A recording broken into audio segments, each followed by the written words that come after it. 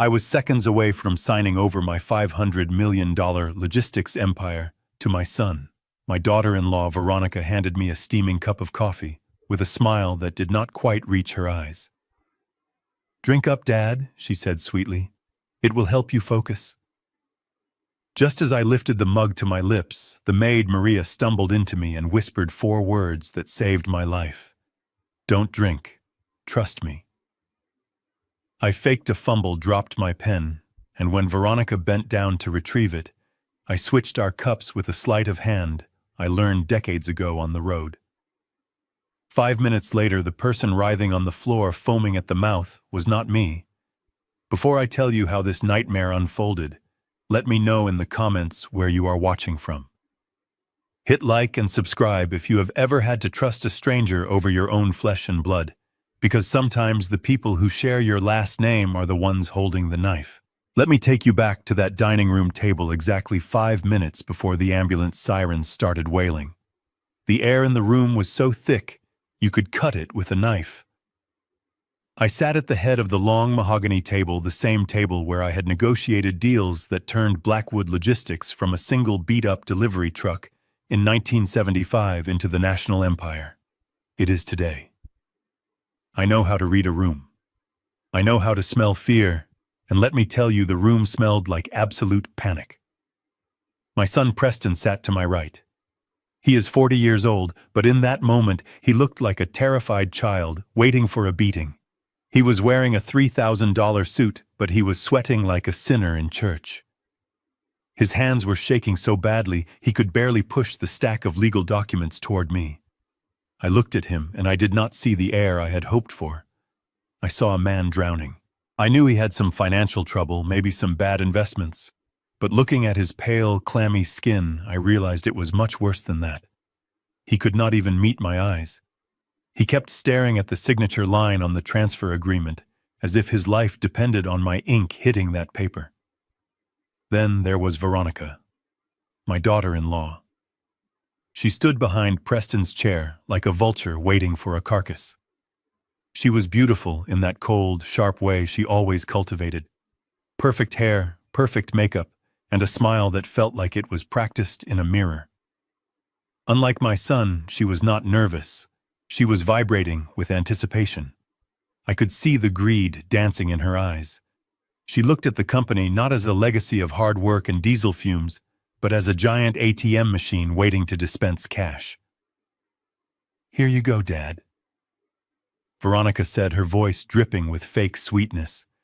She placed a ceramic mug in front of me. It was my favorite mug, the one with the old Blackwood logo on it. "I made it special just for you. A double shot of espresso with a hint of hazelnut, just how you like it. You need your strength for all this paperwork." I looked at the coffee. It smelled rich and inviting. But my gut twisted. In the 10 years she had been married to my son, Veronica had never once made me a cup of coffee. She usually treated the kitchen like it was a foreign country. Why now? Why today of all days was she playing the role of the dutiful daughter-in-law? I reached for the mug, but before my fingers could touch the handle, the door to the kitchen swung open. Maria, our housekeeper, walked in carrying a pitcher of ice water. Maria has been with us for 20 years. She is a quiet woman, invisible to people like Veronica. She keeps her head down and does her job. But today she was clumsy. As she reached over to fill my water glass, she stumbled. Her hip checked my shoulder hard enough to make me jerk back. "Oh, lo siento, Mr. Harrison," she gasped. She grabbed a napkin to wipe a drop of water that had not even spilled, but as she leaned in close to my ear, her voice dropped to a frequency only I could hear. It was not an apology. It was a warning. "Don't drink. Poison. Trust me." She pulled back instantly, her face returning to a mask of submissive apology, but her eyes locked onto mine for a split second. I saw terror there. Pure, unadulterated terror. Maria knew that if she was caught warning me, she would lose her job or worse. Yet she did it anyway. I froze. My heart started hammering against my ribs like a piston in an overheated engine. I looked at the coffee. Then I looked at Veronica. She was watching me with an intensity that made the hair on the back of my neck stand up. She was holding her own cup of coffee, casually sipping it, but her eyes were glued to my hand. I had a choice to make in that fraction of a second. Did I trust the woman who married my son and was about to inherit my life work, or did I trust the woman who cleaned my floors? I thought about the time 10 years ago when I paid for Maria's daughter's surgery. I did it quietly. I never asked for anything in return. Loyalty is a currency you cannot buy, but you can earn. I decided to bet my life on Maria, but I needed to be smart. If I refused to drink, Veronica would know the game was up. If there was something in that cup, she would just find another way. I needed to know the truth, and I needed to turn the tables. I summoned every ounce of acting skill I had learned from 50 years of poker-faced business negotiations. I let my hand tremble just a bit, playing into their narrative that I was getting old and frail. I reached for the pen Preston was holding out to me, but I let my fingers fumble. The heavy metal pen clattered onto the hardwood floor and rolled under the table near Veronica's feet. "Oh, blast it," I muttered, my voice sounding weak and frustrated. My clumsy old hands. I saw a flash of annoyance cross Veronica's face, but she masked it quickly. She was so close to victory, she could taste it. She set her own coffee cup down on the table right next to mine to free her hands. "Let me get that for you, Dad," she said, bending down. This was it, the moment. I spent 30 years driving long-haul trucks. You develop reflexes on the road. You learn to react to a blown tire or a deer on the highway in a millisecond. My body moved before my brain could second-guess it. While Veronica's head was under the table and Preston was busy wiping the sweat from his forehead with a handkerchief, I reached out. My hand moved like a striking cobra. I grabbed my cup and switched it with hers. They were identical mugs, part of a set. I slid her cup in front of me and placed the tainted cup exactly where hers had been. It took less than a second. By the time Veronica straightened up holding the pen, I was sitting back in my chair looking confused and harmless. "Here you are," she said, placing the pen in my hand. "Now drink your coffee while it is hot. We want you sharp for the signatures." "Thank you, dear," I said. I lifted the cup. This was the point of no return. If Maria was wrong, I was just being a paranoid old man. If Maria was right, I was about to watch something horrific. I took a sip. It was good coffee. Just coffee. I watched Veronica over the rim of my mug. She picked up the cup that was now sitting in front of her. The cup that Maria said was poison. She raised it in a mock toast. "To the future of Blackwood Logistics," she said, smiling at Preston. "To the future," I echoed. She took a long, deep swallow. She practically drained half the cup. She was confident. She was arrogant. She thought she had won. I put the pen to the paper, pretending to read the fine print. I needed to stall. I needed to see what would happen. 1 minute passed. The room was silent except for the ticking of the grandfather clock in the corner. "Is something wrong, Dad?" Preston asked, his voice cracking. "Just sign it. I am reading, son. You taught me to always read the fine print, remember?" 2 minutes passed. Veronica started to fidget. She touched her forehead. She blinked rapidly as if her vision was blurring. "Are you okay, honey?" Preston asked, looking at her. "I feel a little dizzy," she mumbled, swaying slightly in her heels. "It must be the heat. It is hot in here, isn't it?" She reached for the table to steady herself, but her hand missed the edge. She stumbled back. Her face went from a healthy flush to a ghostly pale in seconds. Veronica Preston stood up, knocking his chair over. Suddenly, Veronica gasped. It was a horrible, wet sound, like she was trying to inhale underwater. Her eyes rolled back into her head, showing only the whites. She convulsed violently and crashed to the floor. Her head hit the glass base of the side table with a sickening crack. Veronica Preston screamed. I sat there, frozen in my chair, clutching the pen. My God, Maria was right. It was happening fast. Too fast. Veronica's body arched off the floor, Foam white and pink with blood started bubbling from her lips. Her limbs were thrashing uncontrollably. "Call 911, Preston yelled at me, his eyes wide with horror. "Dad, do something." I stood up slowly. My heart was breaking, not for the woman on the floor, but for the realization that my family had tried to kill me.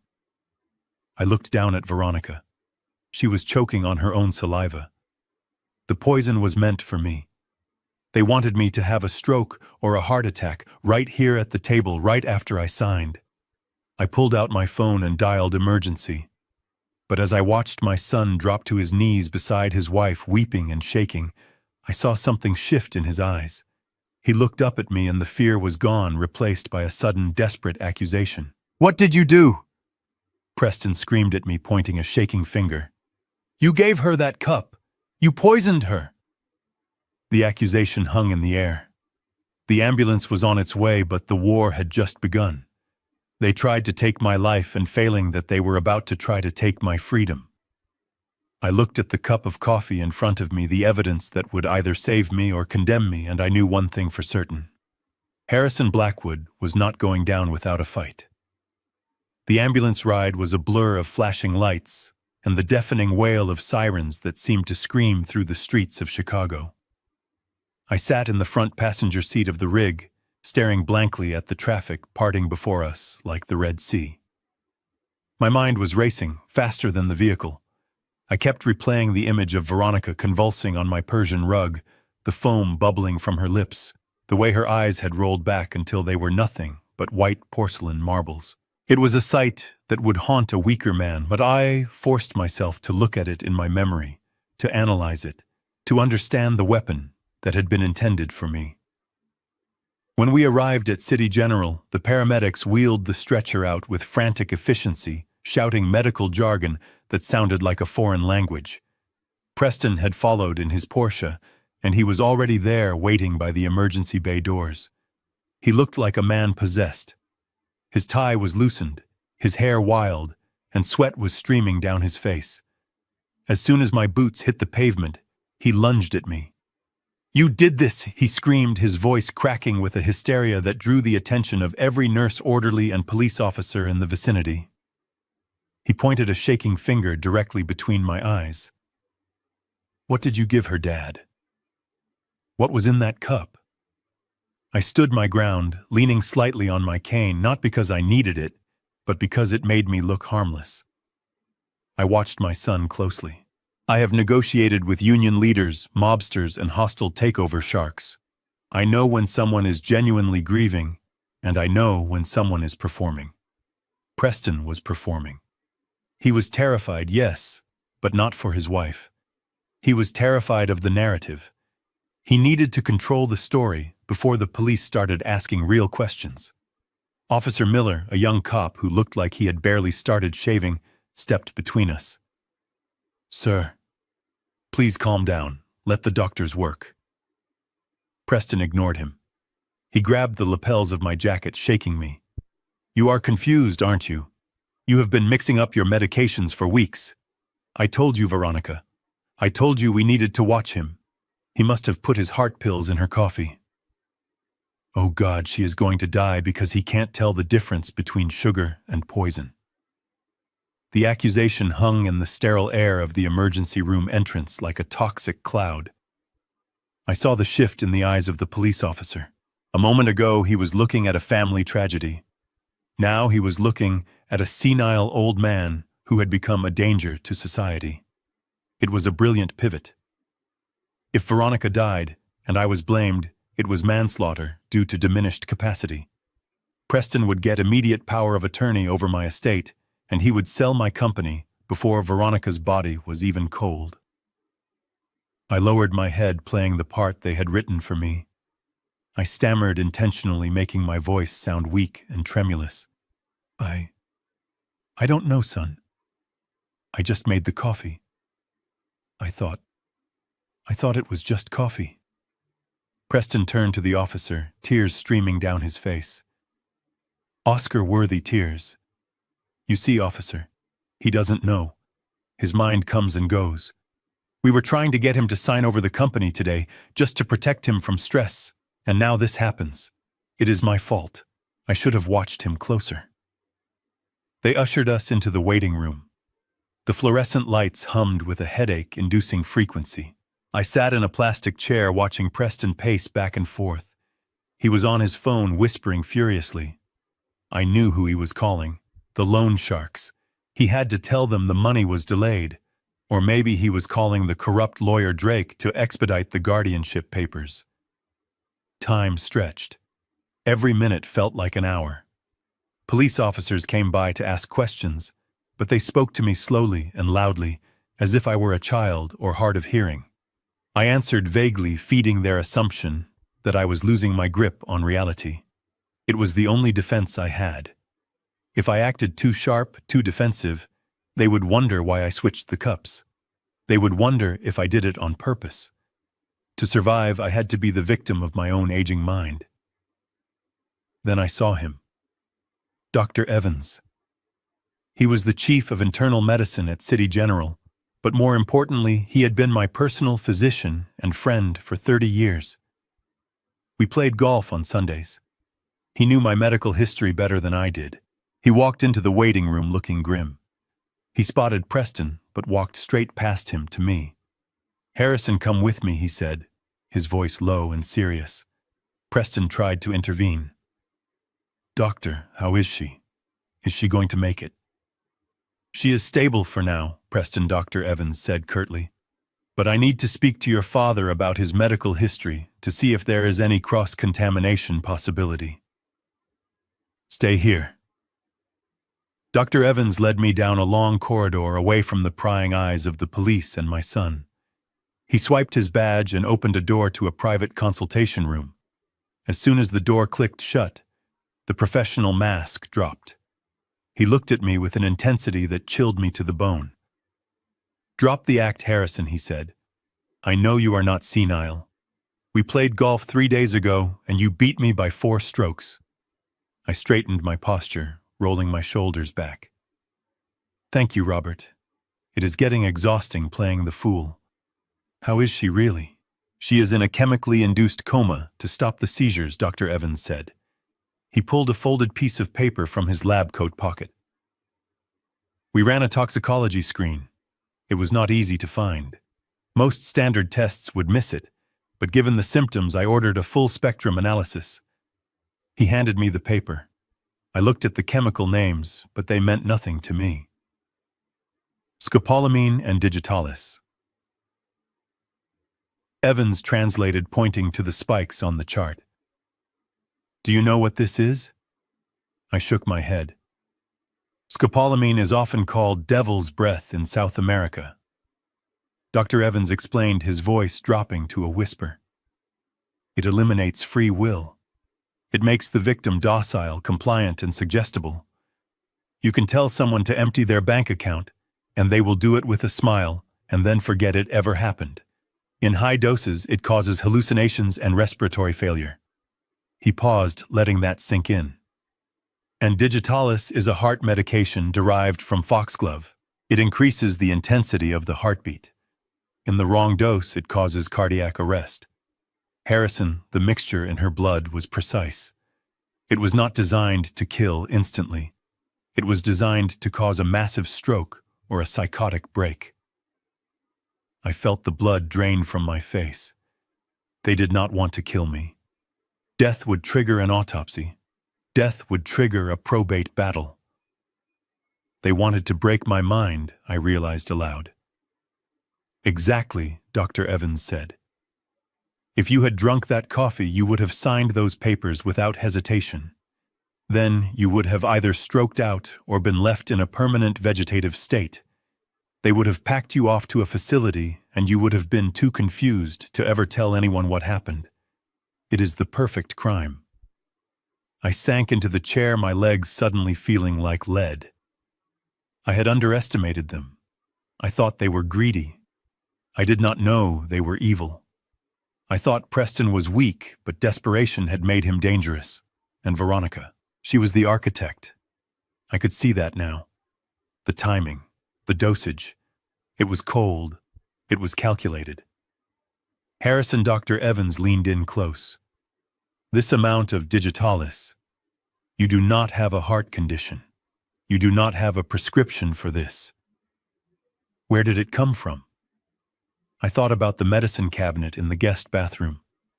Veronica's mother had stayed with us last Christmas. She had a heart condition. Her mother, I said. Veronica must have kept the leftover pills. Listen to me very carefully, Harrison, Dr. Evans said, grabbing my arm. You cannot go back to that house. This was an assassination attempt. If they failed once, they will try again. I can keep Veronica sedated for another 24 hours to buy you time. I will tell the police it was an adverse reaction to a diet supplement she was taking. I cannot report the poison yet without implicating you, since you are the one who supposedly served the coffee. He was right. If the toxicology report came out now, Preston would scream that I poisoned her. I had no proof that she spiked the cup. It was my word against theirs, and I was the one holding the smoking gun. No, I said. I have to go back. Are you insane? Dr. Evans hissed. I have to find the evidence, I said, standing up. They think I am confused. They think I am a doddering old man who made a mistake. That is my advantage. If I run now, they will know I am onto them. They will destroy the paper trail. They will burn the company to the ground before I can stop them. I need to find the plan. I need to find the leverage. Dr. Evans looked at me for a long moment, then nodded. You are a stubborn old mule, Harrison. You always have been. I need you to do one thing for me, Robert, I said. Keep her asleep, as long as you can, and tell the police that my stress levels are dangerously high. Tell them I need to be monitored at home, but that I am harmless. Buy me a day, just one day. I can do that, he agreed. But watch your back, Harrison. The next cup of coffee might be a bullet. I walked out of that room and back into the hallway. I adjusted my jacket and stooped my shoulders again, transforming back into the confused geriatric. I walked back toward the waiting room where my son was plotting my destruction. I looked at him, and for the first time in 40 years, I did not feel love. I did not feel disappointment. I felt nothing but the cold, hard resolve of a businessman closing a failing division. They wanted a war. They wanted to take my empire. They were about to learn that you do not hunt the predator in his own jungle. I took a deep breath and stepped back into the light, ready to play the game. The fluorescent lights of the recovery room hummed with a low, maddening buzz that seemed to drill directly into my skull. I sat in the corner on a hard plastic chair, my hands resting on the head of my cane, trying to look small, trying to look harmless. Dr. Evans stood near the door, his arms crossed his face, a mask of professional neutrality, but I could see the tension in his jaw. Preston was hovering over the hospital bed, holding Veronica's limp hand, performing the role of the devoted husband for an audience of one young police officer. Officer Miller was taking notes in a small pad, his brow furrowed in concentration. The room smelled of antiseptic and lies. We were waiting for the sleeping beauty to wake up. Or rather, we were waiting for the viper to uncoil. It happened slowly at first. The rhythm of the heart monitor quickened, beep, beep, beep, speeding up like a ticking bomb. Veronica's eyelids fluttered. A low moan escaped her lips. It was a sound of genuine pain, and for a fleeting second I felt a pang of guilt. But then I remembered the cold calculation in her eyes when she handed me that cup, and the guilt evaporated like mist in the morning sun. She opened her eyes. They were bloodshot, unfocused, swimming in a haze of drugs. She looked at the ceiling, then at Preston, and finally her gaze landed on me. For a moment, there was nothing but confusion. She blinked, trying to clear the fog. Then memory returned. I saw it happen in real time. The confusion sharpened into clarity, and the clarity hardened into a diamond-hard realization. She looked at me, and she knew. She knew I had switched the cups. She knew I had watched her drink her own poison. And she knew that if she accused me of poisoning her, she would have to explain why there was a lethal cocktail of heart medication and mind control drugs in a cup of coffee she prepared. I held her gaze, my face expressionless.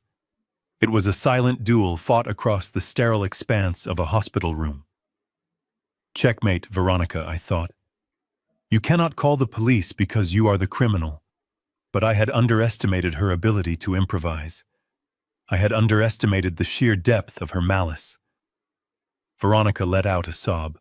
It was a weak, broken sound that immediately drew everyone's sympathy. She squeezed Preston's hand. "Water," she rasped. Preston scrambled to hold a cup with a straw to her lips. She took a small sip and then let her head fall back against the pillow, tears leaking from the corners of her eyes. She looked at Officer Miller, then she looked at me with an expression of heartbreaking forgiveness. "Oh, Dad," she whispered, her voice trembling. "You poor thing." I frowned, genuinely confused for a moment. This was not the reaction I expected. I expected rage. I expected silence. I did not expect pity. Officer Miller stepped forward. "Ma'am, can you tell us what happened? Do you remember drinking the coffee?" Veronica nodded slowly, wincing as if the movement hurt. "Yes. I made coffee for Harrison. For Dad. We were working on the papers. I set it down and then I must have picked up the wrong cup. Or maybe he got confused again." She turned her eyes to Preston, pleading for validation. "He's been mixing things up lately, hasn't he, honey?" she said softly. "The other day I found his heart pills in the sugar bowl.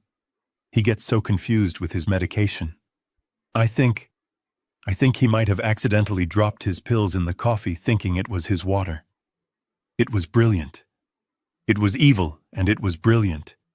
She was not accusing me of attempted murder. That would require motive and investigation. She was accusing me of being a senile old man who had made a tragic mistake. She was weaponizing my age against me. Preston did not miss a beat. He jumped on the narrative like a drowning man grabbing a life raft. He turned to the officer, his face contorted with feigned realization. "Oh my God.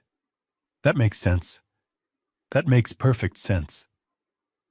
Preston looked at me, shaking his head sadly.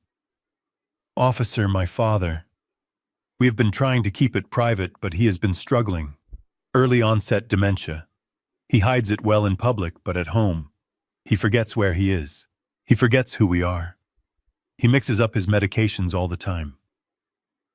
He turned back to Veronica, stroking her hair. "He must have thought he was taking his medicine."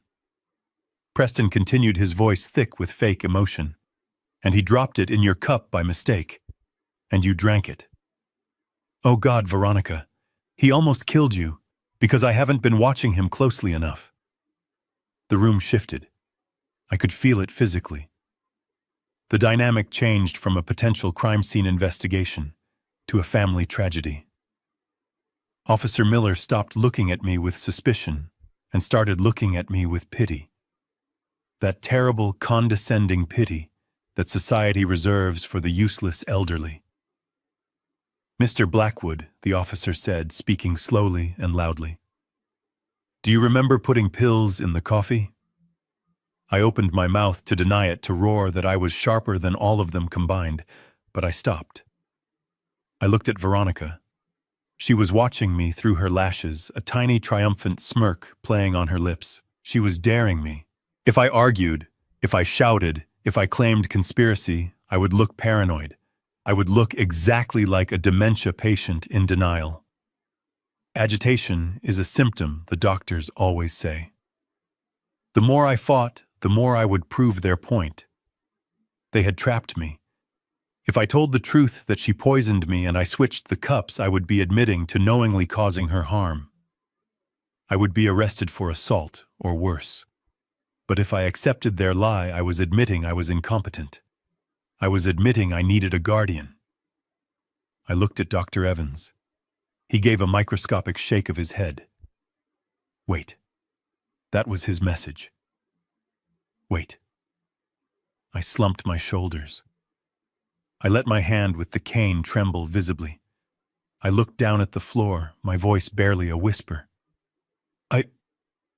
I I don't know, I was just... I wanted to sign the papers.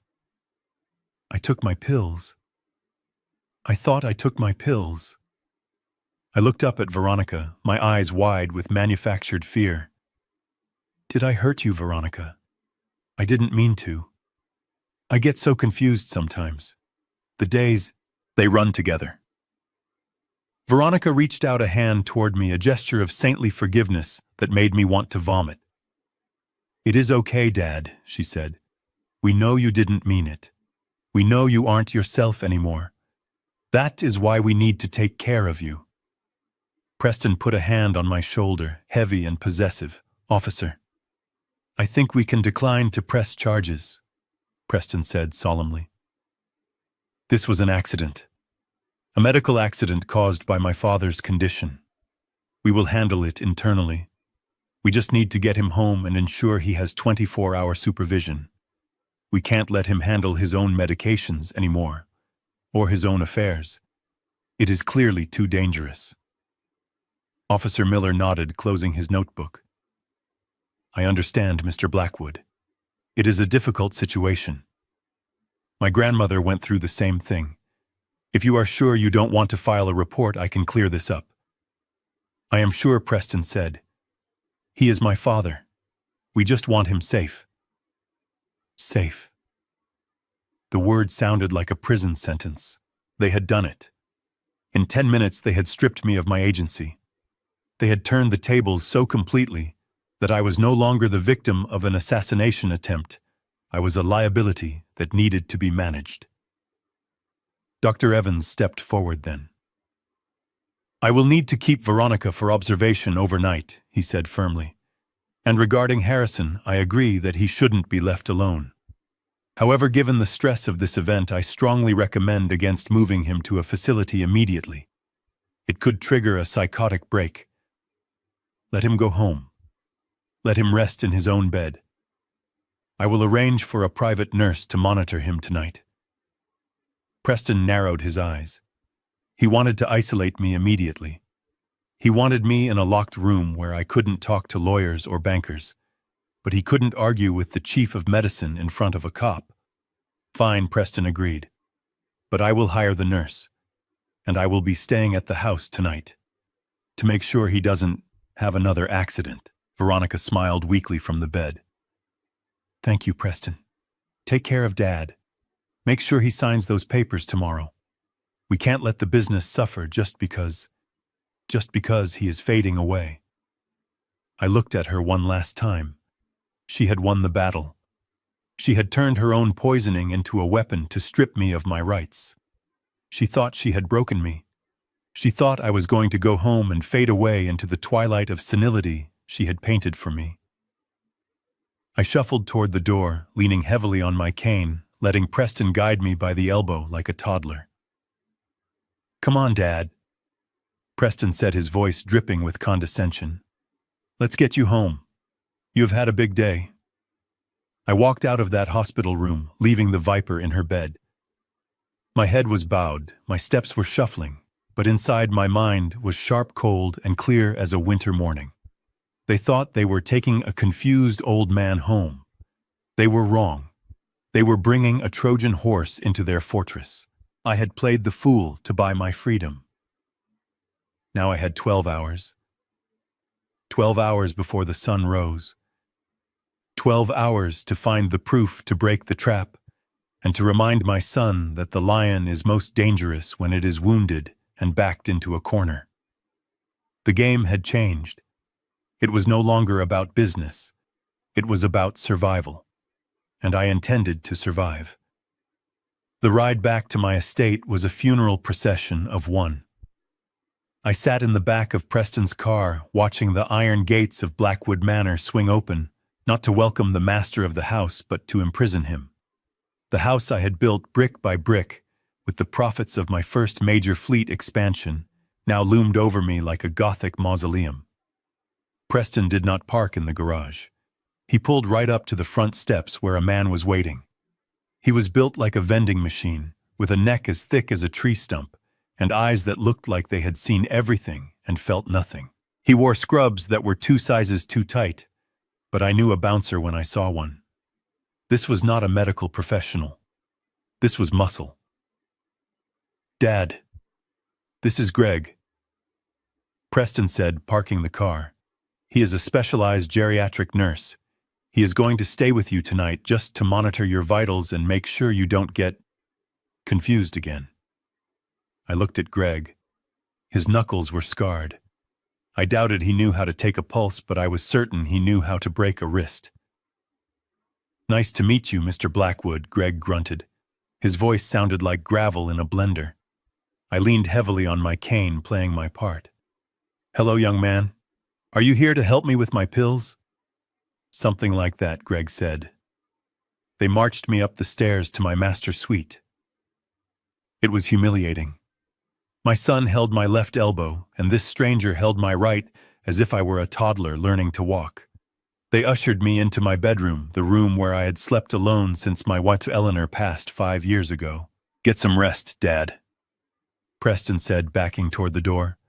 "Greg will be right outside in the hall. If you need anything at all, you just knock. Do not try to go downstairs. We don't want you falling." The door clicked shut.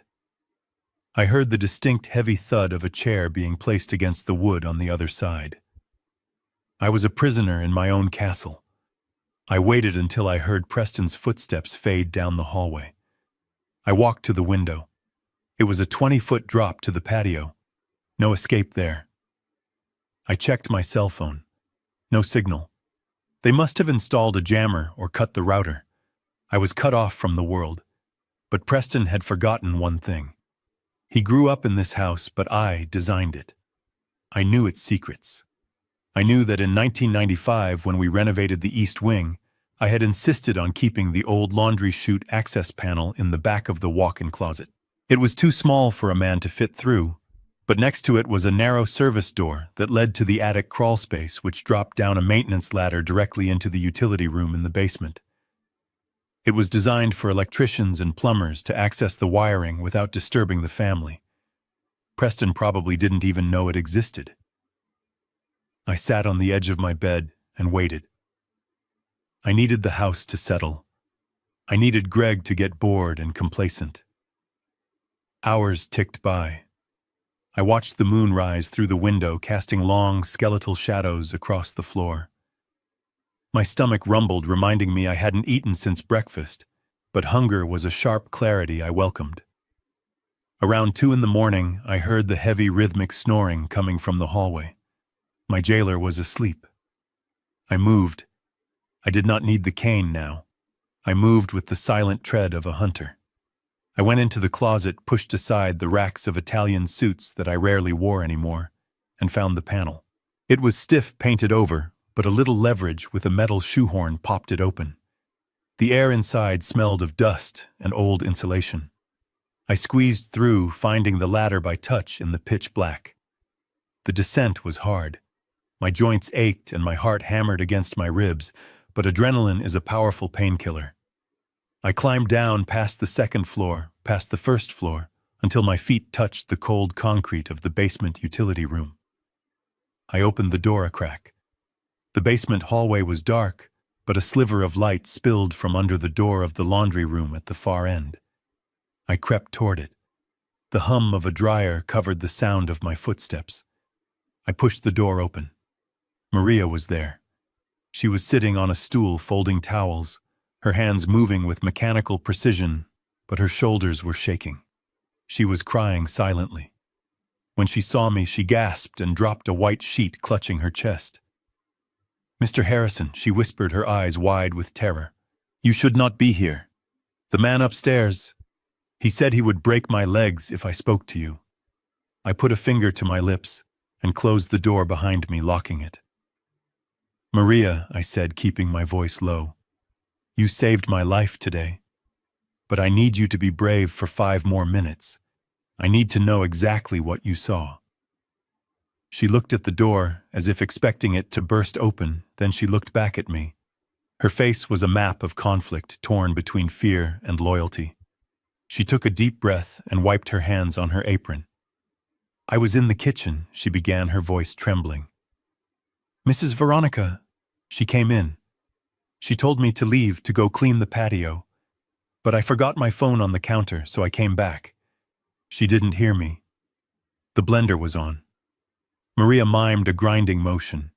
She had a mortar and pestle, Mr. Harrison. Not for spices. She was crushing pills. Blue pills. Many of them. Little blue octagons. Digitalis pills are often blue. My heart went cold. She put the powder in the French press, she continued. Then she brewed the coffee. She was smiling, Mr. Harrison. She was humming a song while she poisoned you. I felt a wave of nausea. To kill is one thing. To sing while you do it is another level of psychopathy. Did she say anything, I asked? Did she make a call? Maria nodded vigorously. Sigh. After she poured the cups, she called Mr. Preston. He was in his study. I heard him because I was hiding in the pantry. She told him. She said, "It is done. The old man drinks in 10 minutes. And Preston, I asked, needing to hear it, needing to know the depth of my son's betrayal. What did he say? He was on speaker, Maria said. He sounded panicked but happy. He said, "Thank God. After tonight we will have $500 million. The buyers are waiting." 500 million. The number hit me like a physical blow. The company was worth at least 800 million on a bad day. If they were selling for 500, they were liquidating. They were selling it for parts in a fire sale to get cash fast. They were going to strip 50 years of my hard work down to the copper wiring and sell it to the highest bidder, probably our competitor Red Rock, just to cover Preston's gambling debts. I leaned against the washing machine, feeling the vibration against my back. It was worse than I thought. It wasn't just a takeover. It was an execution. Why, Maria? I asked softly, looking at this woman who had risked everything to warn me. Why did you help me?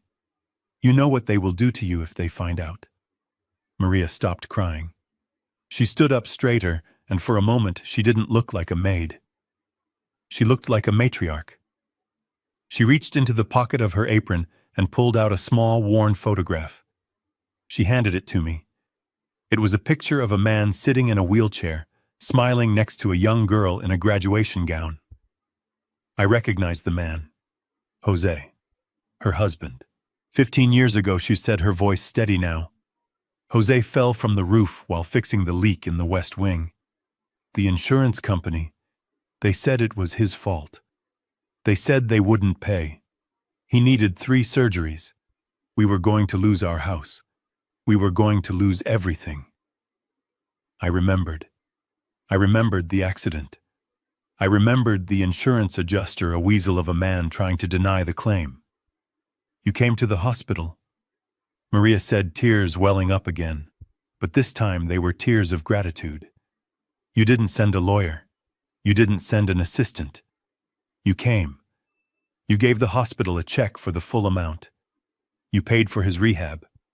You paid for my daughter Sophia's tuition because I couldn't work while I cared for him.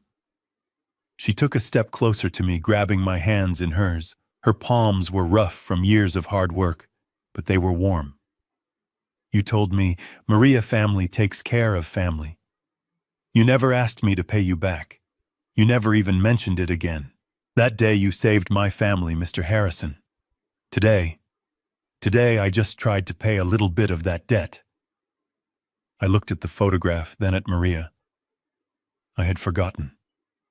To me, it was a check written on a Tuesday afternoon, a problem solved with money I wouldn't miss. To her, it was her entire life. It was her husband's ability to walk. It was her daughter's future. I squeezed her hands. You paid it back, Maria, with interest. You saved more than my life. You saved my soul, because for a moment up there I thought I had no one left. We stood there for a moment, 2 conspirators in the basement of a house built on lies, bound together by a decade-old act of kindness. But Maria, I said, urgently, pulling away. We aren't safe yet. The pills, The blue pills. Do you know where the bottle is? Did she throw it away? Maria shook her head. No. She put the empty bottle in her purse. The expensive one. The red one. She didn't want to leave it in the trash. Of course. Veronica was too smart to leave evidence in the kitchen bin, but arrogant enough to keep it on her person. Thank you, Maria, I said. Now listen to me. You need to go back to your room. Lock the door. If anyone asks, you saw nothing. You heard nothing. You were asleep. Can you do that? Si, patron, she whispered. But what will you do? I am going to take back what is mine, I said, my voice hardening. I climbed back up the ladder, my muscles burning, my resolve colder than the steel rungs. I had the motive. $500 million. I had the method. Blue pills in a red purse. And I had the witness. As I squeezed back through the closet panel into my bedroom, I heard the snore of the nurse outside. He was still asleep. I brushed the dust off my pajamas and lay down in the bed, staring at the ceiling. They wanted to sell my legacy for scrap. They wanted to erase me. Tomorrow was the board meeting. They thought I would be a drooling vegetable by then, or locked away in a facility. They were wrong. I closed my eyes, visualizing the red purse, visualizing the contract, visualizing the look on Preston's face when the hammer dropped. I wasn't just going to survive. I was going to burn their entire scheme to the ground, and I was going to enjoy watching the ashes settle.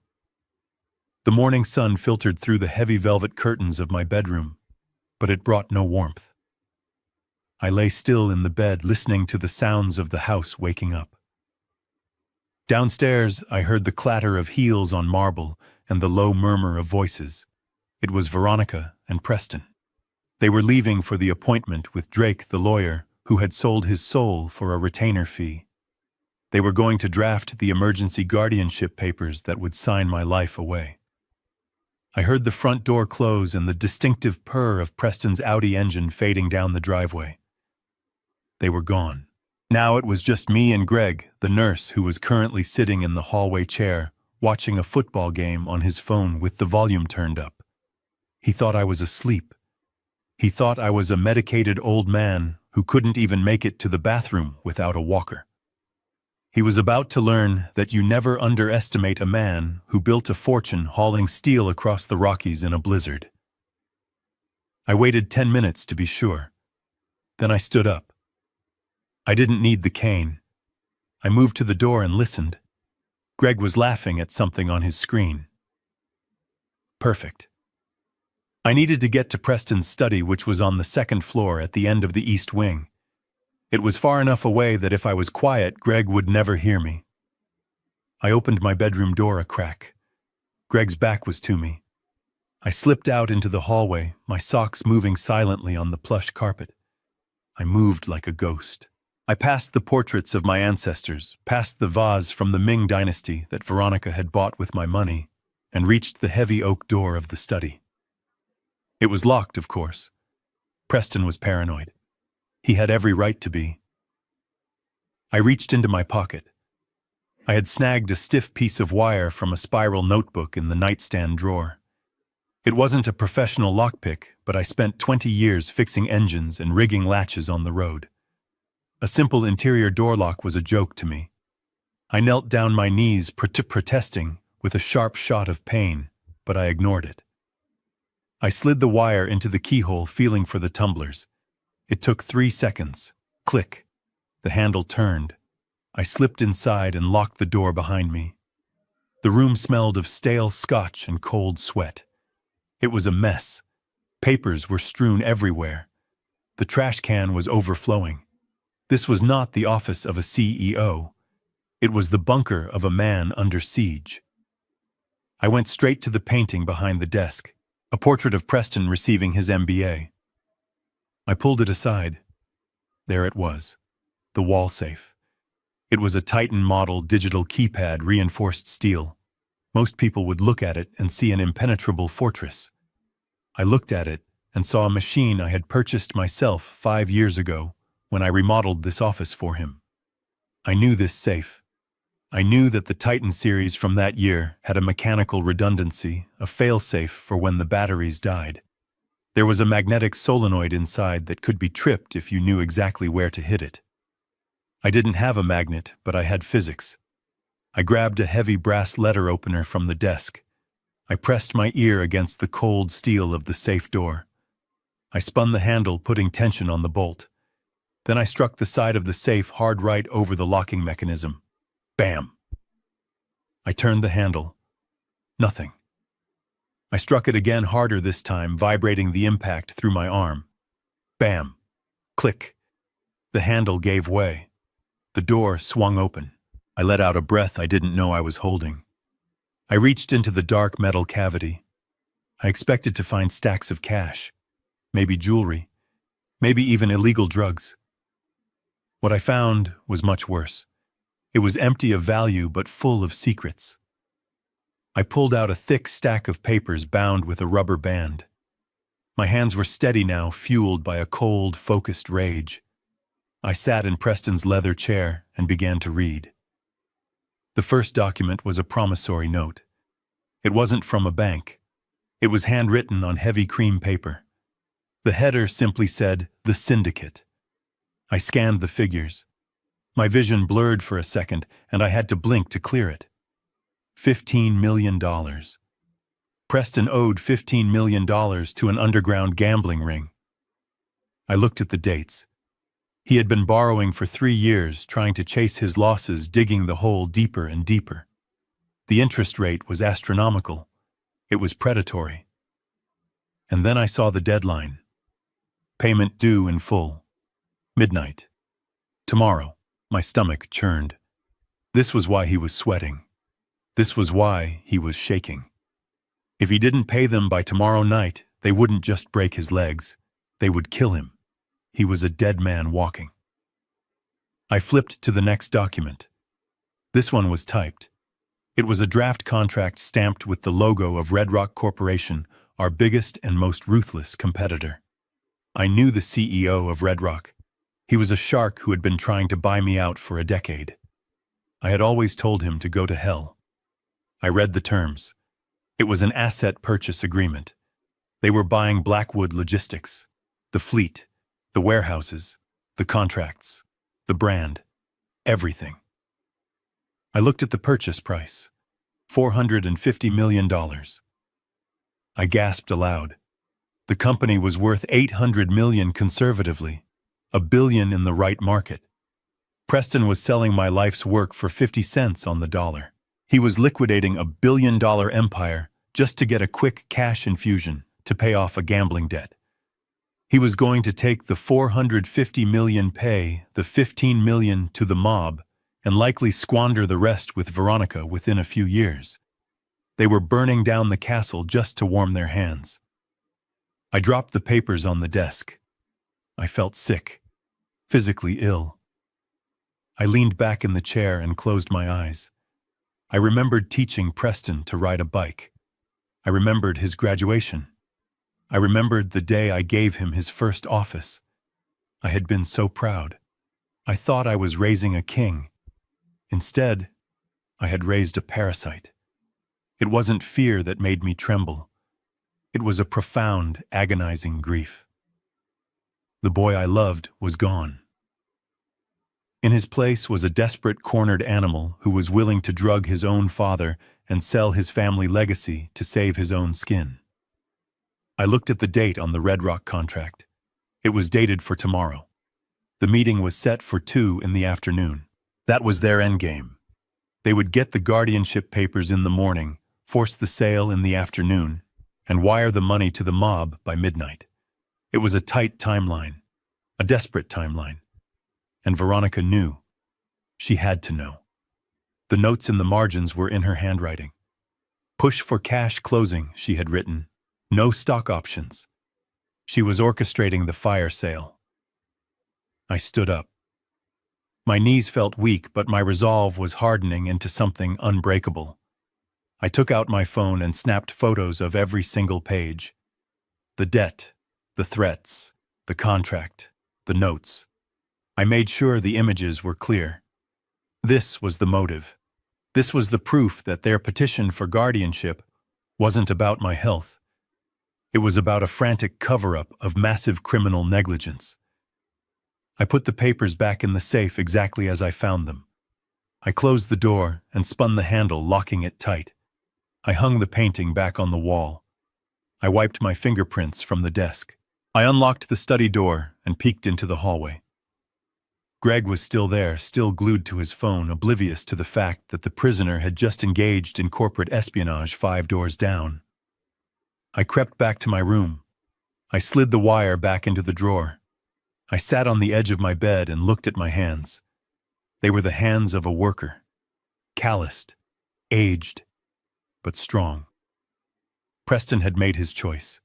He had chosen the easy way out. He had chosen betrayal. He thought he could sell my sweat and blood to pay for his sins. I picked up the phone. Maria had given me, the burner phone I had hidden under the mattress. I dialed a number I hadn't called in years. Mr. Thorne answered on the first ring. Thorne was my corporate attorney, but more than that, he was my conscience. He was the only man in Chicago who hated Red Rock as much as I did. "Hello," Thorne said, his voice raspy with age. "It's Harrison," I said. Harrison Thorne sounded shocked. "I heard you were unwell. Preston said you were having episodes." "Preston is a liar," I said, my voice cutting through the static. "Listen to me carefully, Thorne. I need you to initiate the Phoenix Protocol." There was a long silence on the other end. The Phoenix Protocol was a nuclear option we had designed 20 years ago, a failsafe to protect the company in case of a hostile takeover or kidnapping. It froze all assets, locked the board of directors, and required biometric verification from the founder to unlock. "Are you sure?" Harrison Thorne asked. "Once we start this, there is no going back. It signals to the street that the company is in crisis." "I am sure," I said. "And Thorne, call the district attorney. Tell him I have evidence of a conspiracy to commit fraud and attempted murder." "Attempted murder?" Thorne gasped. "Who?" "My son," I said, and the words tasted like ash in my mouth. "My son and his wife." I hung up the phone. I lay back on the pillows and stared at the ceiling.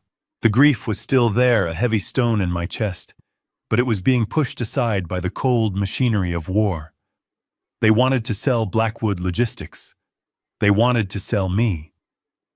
Tomorrow at 2 o'clock, they were going to walk into that boardroom expecting a coronation.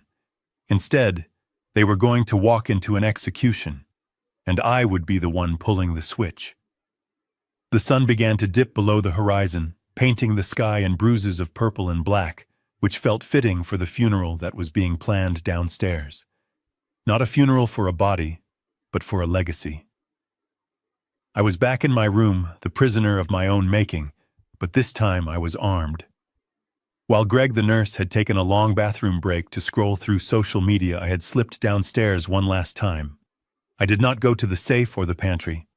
I went to the antique credenza in the living room where I kept a small keepsake box from my early days on the road. Inside was a device we used to call a spider. It was a long-range listening transmitter used by fleet managers to catch drivers who were selling fuel on the side. It was old tech, battery-operated and ugly, but it was reliable. I had stuck it firmly to the underside of the heavy oak coffee table in the center of the room. Now I sat on the edge of my bed wearing a pair of old noise-canceling headphones that I told Greg I used for meditation. He didn't care. He was just happy I was quiet. I turned the dial on the receiver, and the static cleared. The audio was crisp. I could hear the hum of the refrigerator in the next room. I could hear Maria setting down coasters. And then I heard the doorbell ring. It was a heavy, authoritative ring. The kind of ring that expects to be answered immediately. I heard the front door open. I heard the heavy footsteps of men who walk like they own the pavement. Mr. Carter, Veronica's voice floated through the headphones. She sounded charming.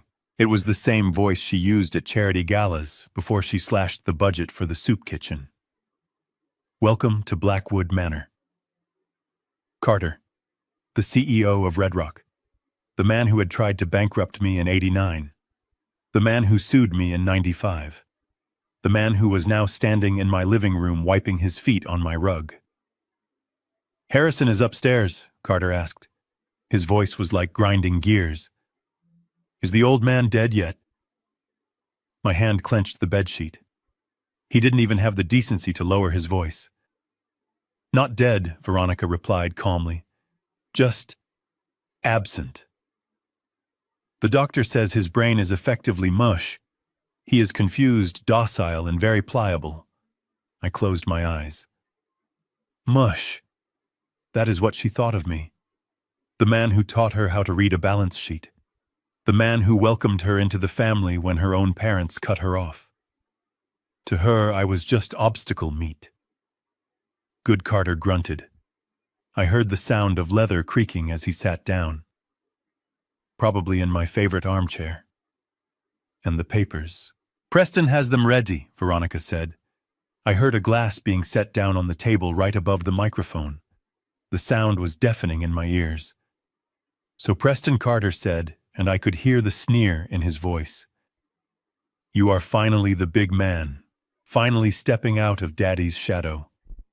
How does it feel to sell out your heritage for pennies?" "It is not selling out." Preston's voice was shaky. "It is a strategic merger. We are preserving the brand." "Preserving," Carter laughed. It was a bark of a laugh. "Kid, I am going to strip that brand off the trucks by Monday morning. I am buying the routes and the warehouses. The name Blackwood goes in the trash where it belongs." There was a silence. I waited for Preston to defend me. I waited for him to stand up and say that the Blackwood name meant quality, meant integrity. "Just sign the check," Preston said softly. "That is all I care about." $15 million goes to your friends in Vegas," Carter said. "The rest goes to the company account. You get your cut after the acquisition is finalized." "Wait," Preston said. "We agreed on an immediate wire transfer." "We altered the deal," Carter said. "I need to make sure the old man actually signs. If he wakes up, if he gets a moment of clarity and calls the cops, this whole deal blows up. I am not wiring $500 million until I have his signature notarized and verified." "He will sign," Veronica cut in. Her voice was ice. "He will do exactly what I tell him to do. He is terrified. He thinks he accidentally poisoned me. He is drowning in guilt and confusion. And if he balks," Carter asked, "if he has a moment of lucidity." "Then we go to Plan B," Veronica said. I leaned in, pressing the headphones tighter to my ears. "Plan B?" Preston asked, his voice rising in panic. "Veronica, we talked about this. No more drugs. The doctor said another dose could kill him." Veronica laughed. It was a low, dark sound. "So what if it does?" she said. "If he dies of a heart attack tomorrow, it solves all our problems. We inherit everything. We don't even need the sale. We just take the life insurance and sell the company later." "No," Preston shouted. I heard the sound of him standing up.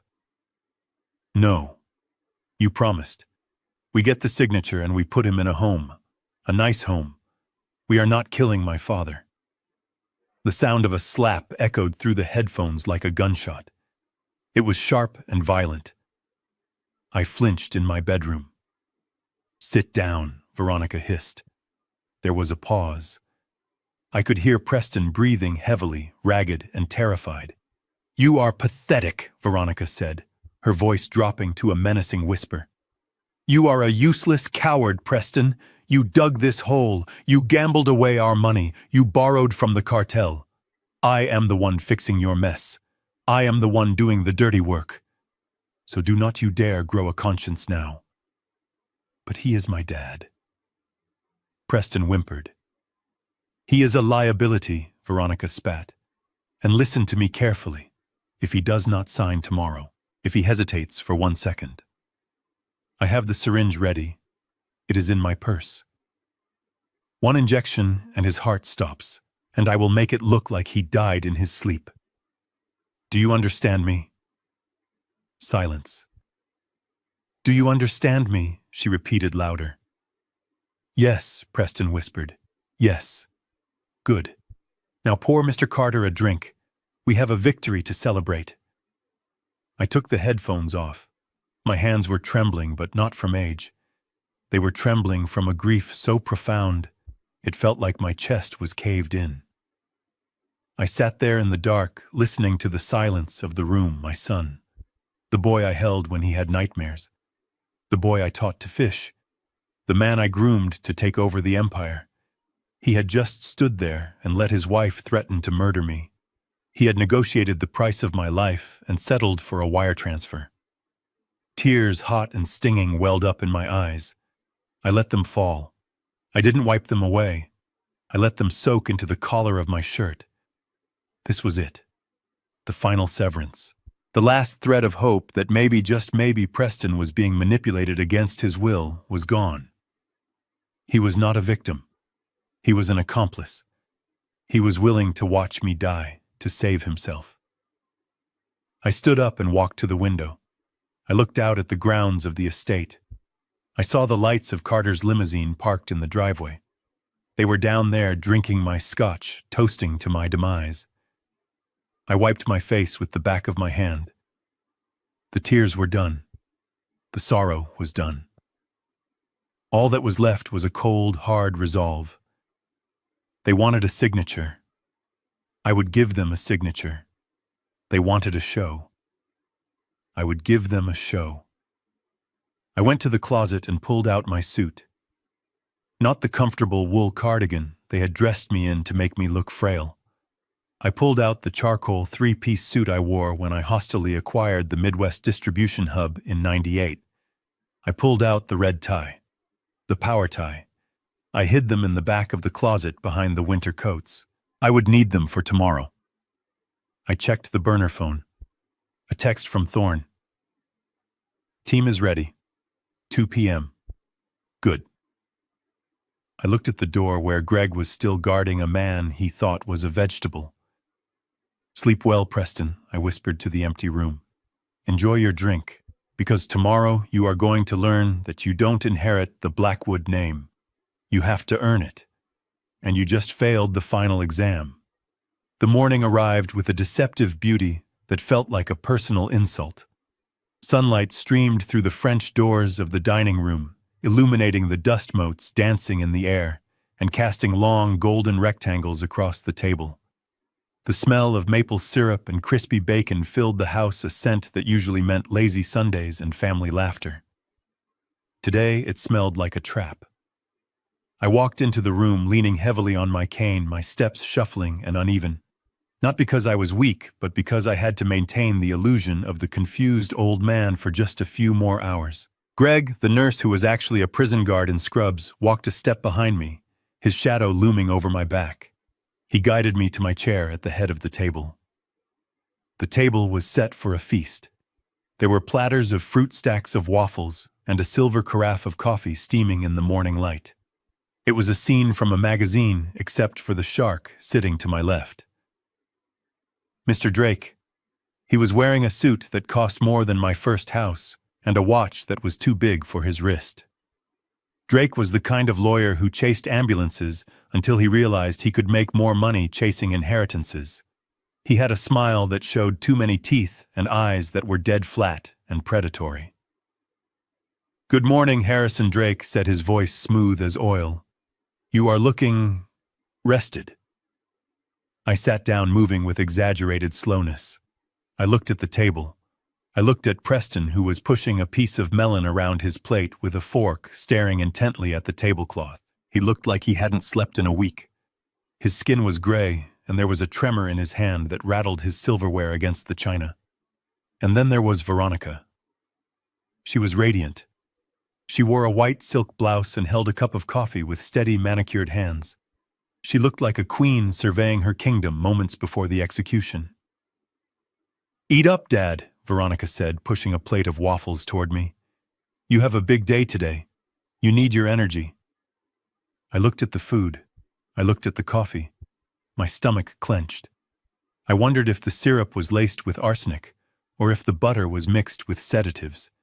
I pushed the plate away, my hand trembling just enough to sell the performance. "I am not hungry," I mumbled, my voice raspy. Who is this man?" Veronica sighed, a dramatic sound of exhaustion that she performed for Drake's benefit. "Dad, you remember Mr. Drake? He is the family attorney. He is here to help us with the paperwork. Remember, we talked about this." "I don't remember any paperwork," I said, looking at Preston. "I just want to go to the garden." "Preston, you said we could go to the garden." Preston flinched. He finally looked up, and for a second I saw the torture in his eyes. He opened his mouth to speak, maybe to offer me a crumb of kindness, but Veronica cut him off. "We can go to the garden later, Dad, after we handle business." Drake cleared his throat. He reached down and lifted a heavy leather briefcase onto the table. The sound of the latches clicking open echoed in the silence like the cocking of a gun. He pulled out a thick document bound in a blue folder. "Harrison, we have a situation," Drake said, his tone shifting from polite to professional gravity. "Given the incident yesterday, the confusion with the medications, the poisoning scare, the family is very concerned about your ability to manage your affairs." I looked at the folder. The words "emergency guardianship" were printed in bold letters at the top. Below that, in smaller print, "petition for incapacity." "What is this?" I asked, feigning ignorance, though I knew exactly what it was. It was a legal straitjacket. "It is a safety measure," Veronica said, leaning forward. Her voice dropped an octave, losing the fake sweetness and revealing the steel beneath. "It transfers your decision-making powers to Preston and me.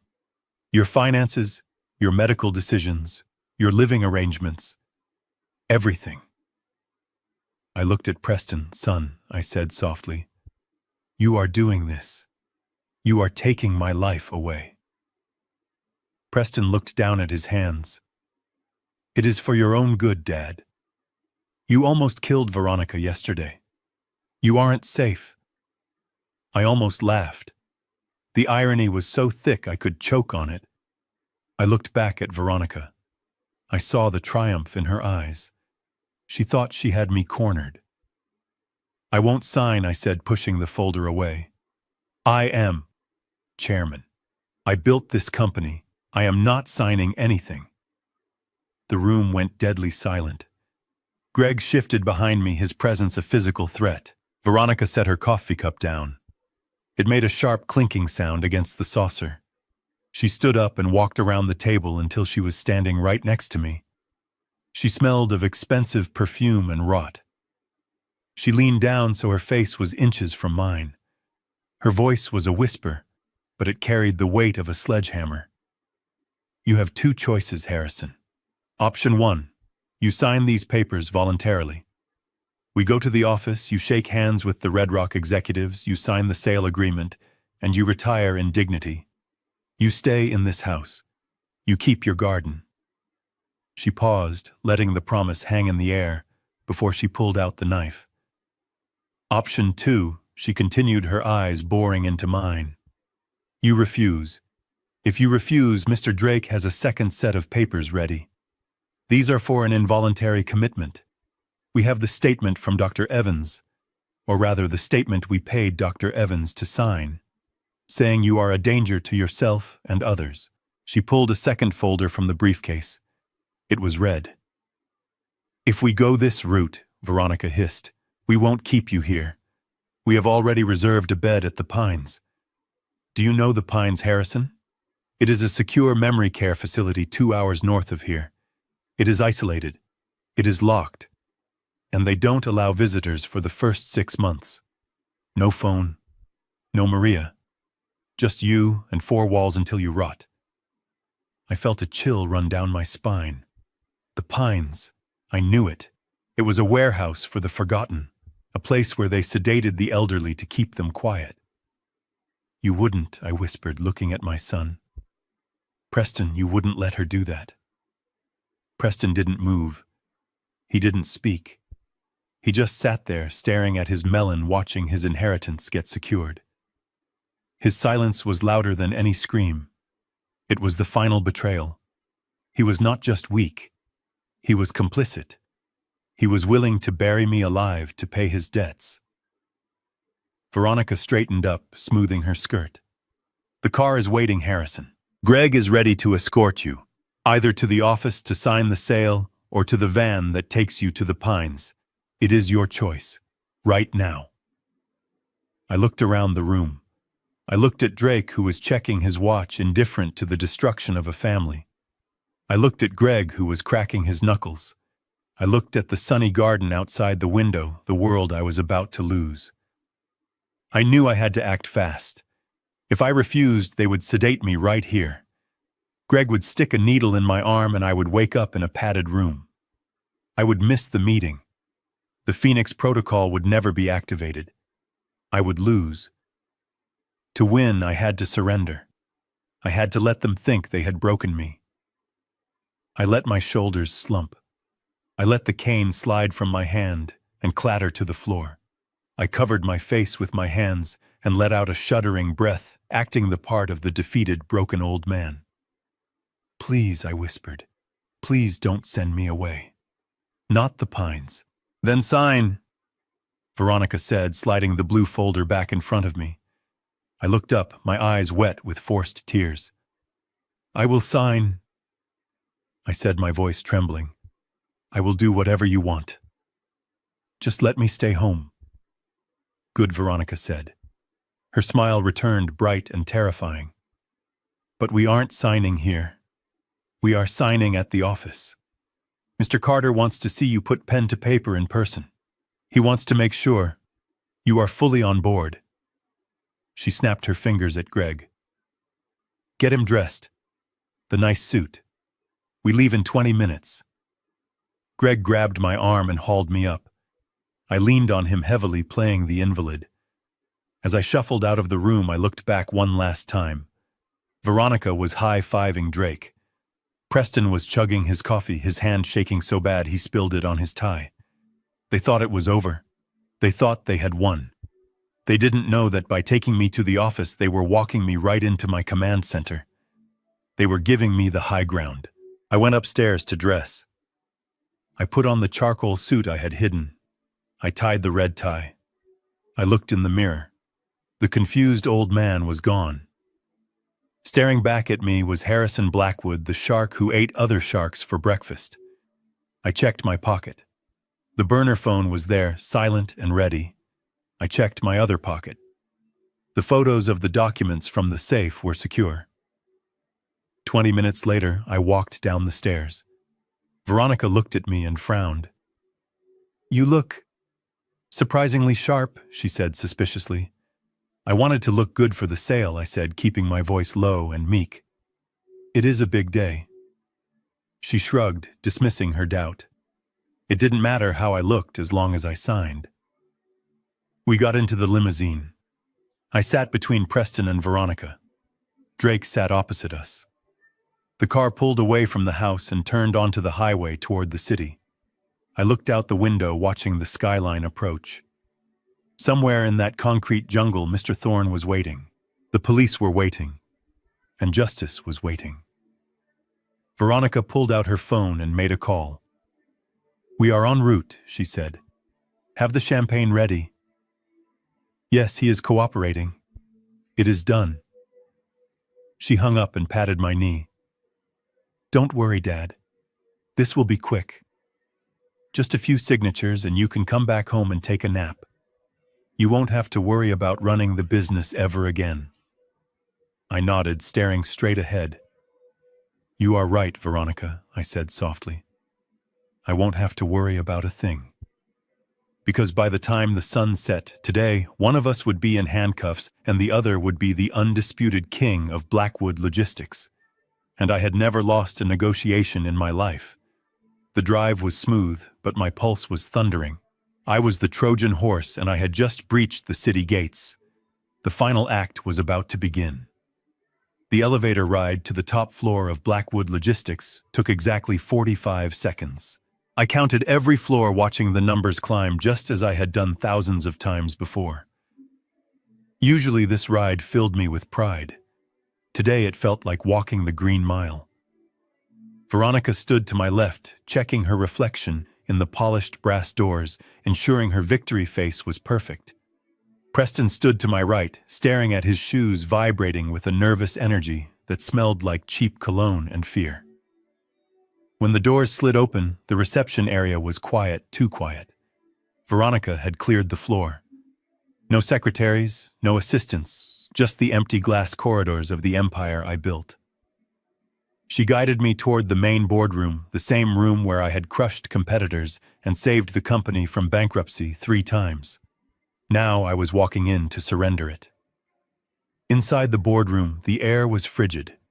Sitting at the far end of the long granite table was Carter, the CEO of Red Rock. He didn't stand up when I entered. He just watched me with eyes like a shark sensing blood in the water. Flanking him were 2 of his corporate lawyers' suits who looked like they charged by the breath. "Well," Carter rumbled, his voice echoing in the large room. "The lion in winter finally arrives. You look tired, Harrison." I leaned heavily on my cane, letting my mouth hang slightly open, playing the part of the confused geriatric to perfection. I shuffled to the chair Veronica pulled out for me. "I just want to go home," I mumbled, my voice cracking. You said if I came here I could keep my garden." Veronica patted my shoulder, a gesture that looked affectionate but felt like a shackle. "Of course, Dad," she said soothingly. "Just sign the papers and you can go back to your roses. We promise." Drake, the traitorous lawyer, slid the thick stack of documents across the table. It was the asset purchase agreement, the death warrant for Blackwood Logistics. "Sign on the tabbed pages," Harrison Drake said, clicking a heavy fountain pen and holding it out to me. I looked at the pen. It was a Mont Blanc. Expensive. Heavy. I looked at Preston. He was sitting across from me, wringing his hands. "Son," I whispered, "please, don't make me do this. I built this for you." Preston looked away, his face pale. "Just sign it, Dad. It is better this way." I looked at Carter. He was grinning, a predatory grin that showed all his teeth. "Go on, old man," he sneered. "Put us all out of our misery." I reached out with my right hand. My hand trembled violently. I made sure it was theatrical enough to be noticed, but realistic enough to be believed. The pen rattled against the paper. I tried to bring the nib down to the signature line, but I jerked my hand back, dropping the pen. I can't," I stammered, clutching my right wrist. "My arm, it feels numb." "The stroke." Veronica's eyes widened. She hissed at Preston. "I told you the drugs were too strong." She leaned down, whispering in my ear. "Dad, you have to sign. Use your other hand. Just make a mark. Anything." This was the moment, the pivot point.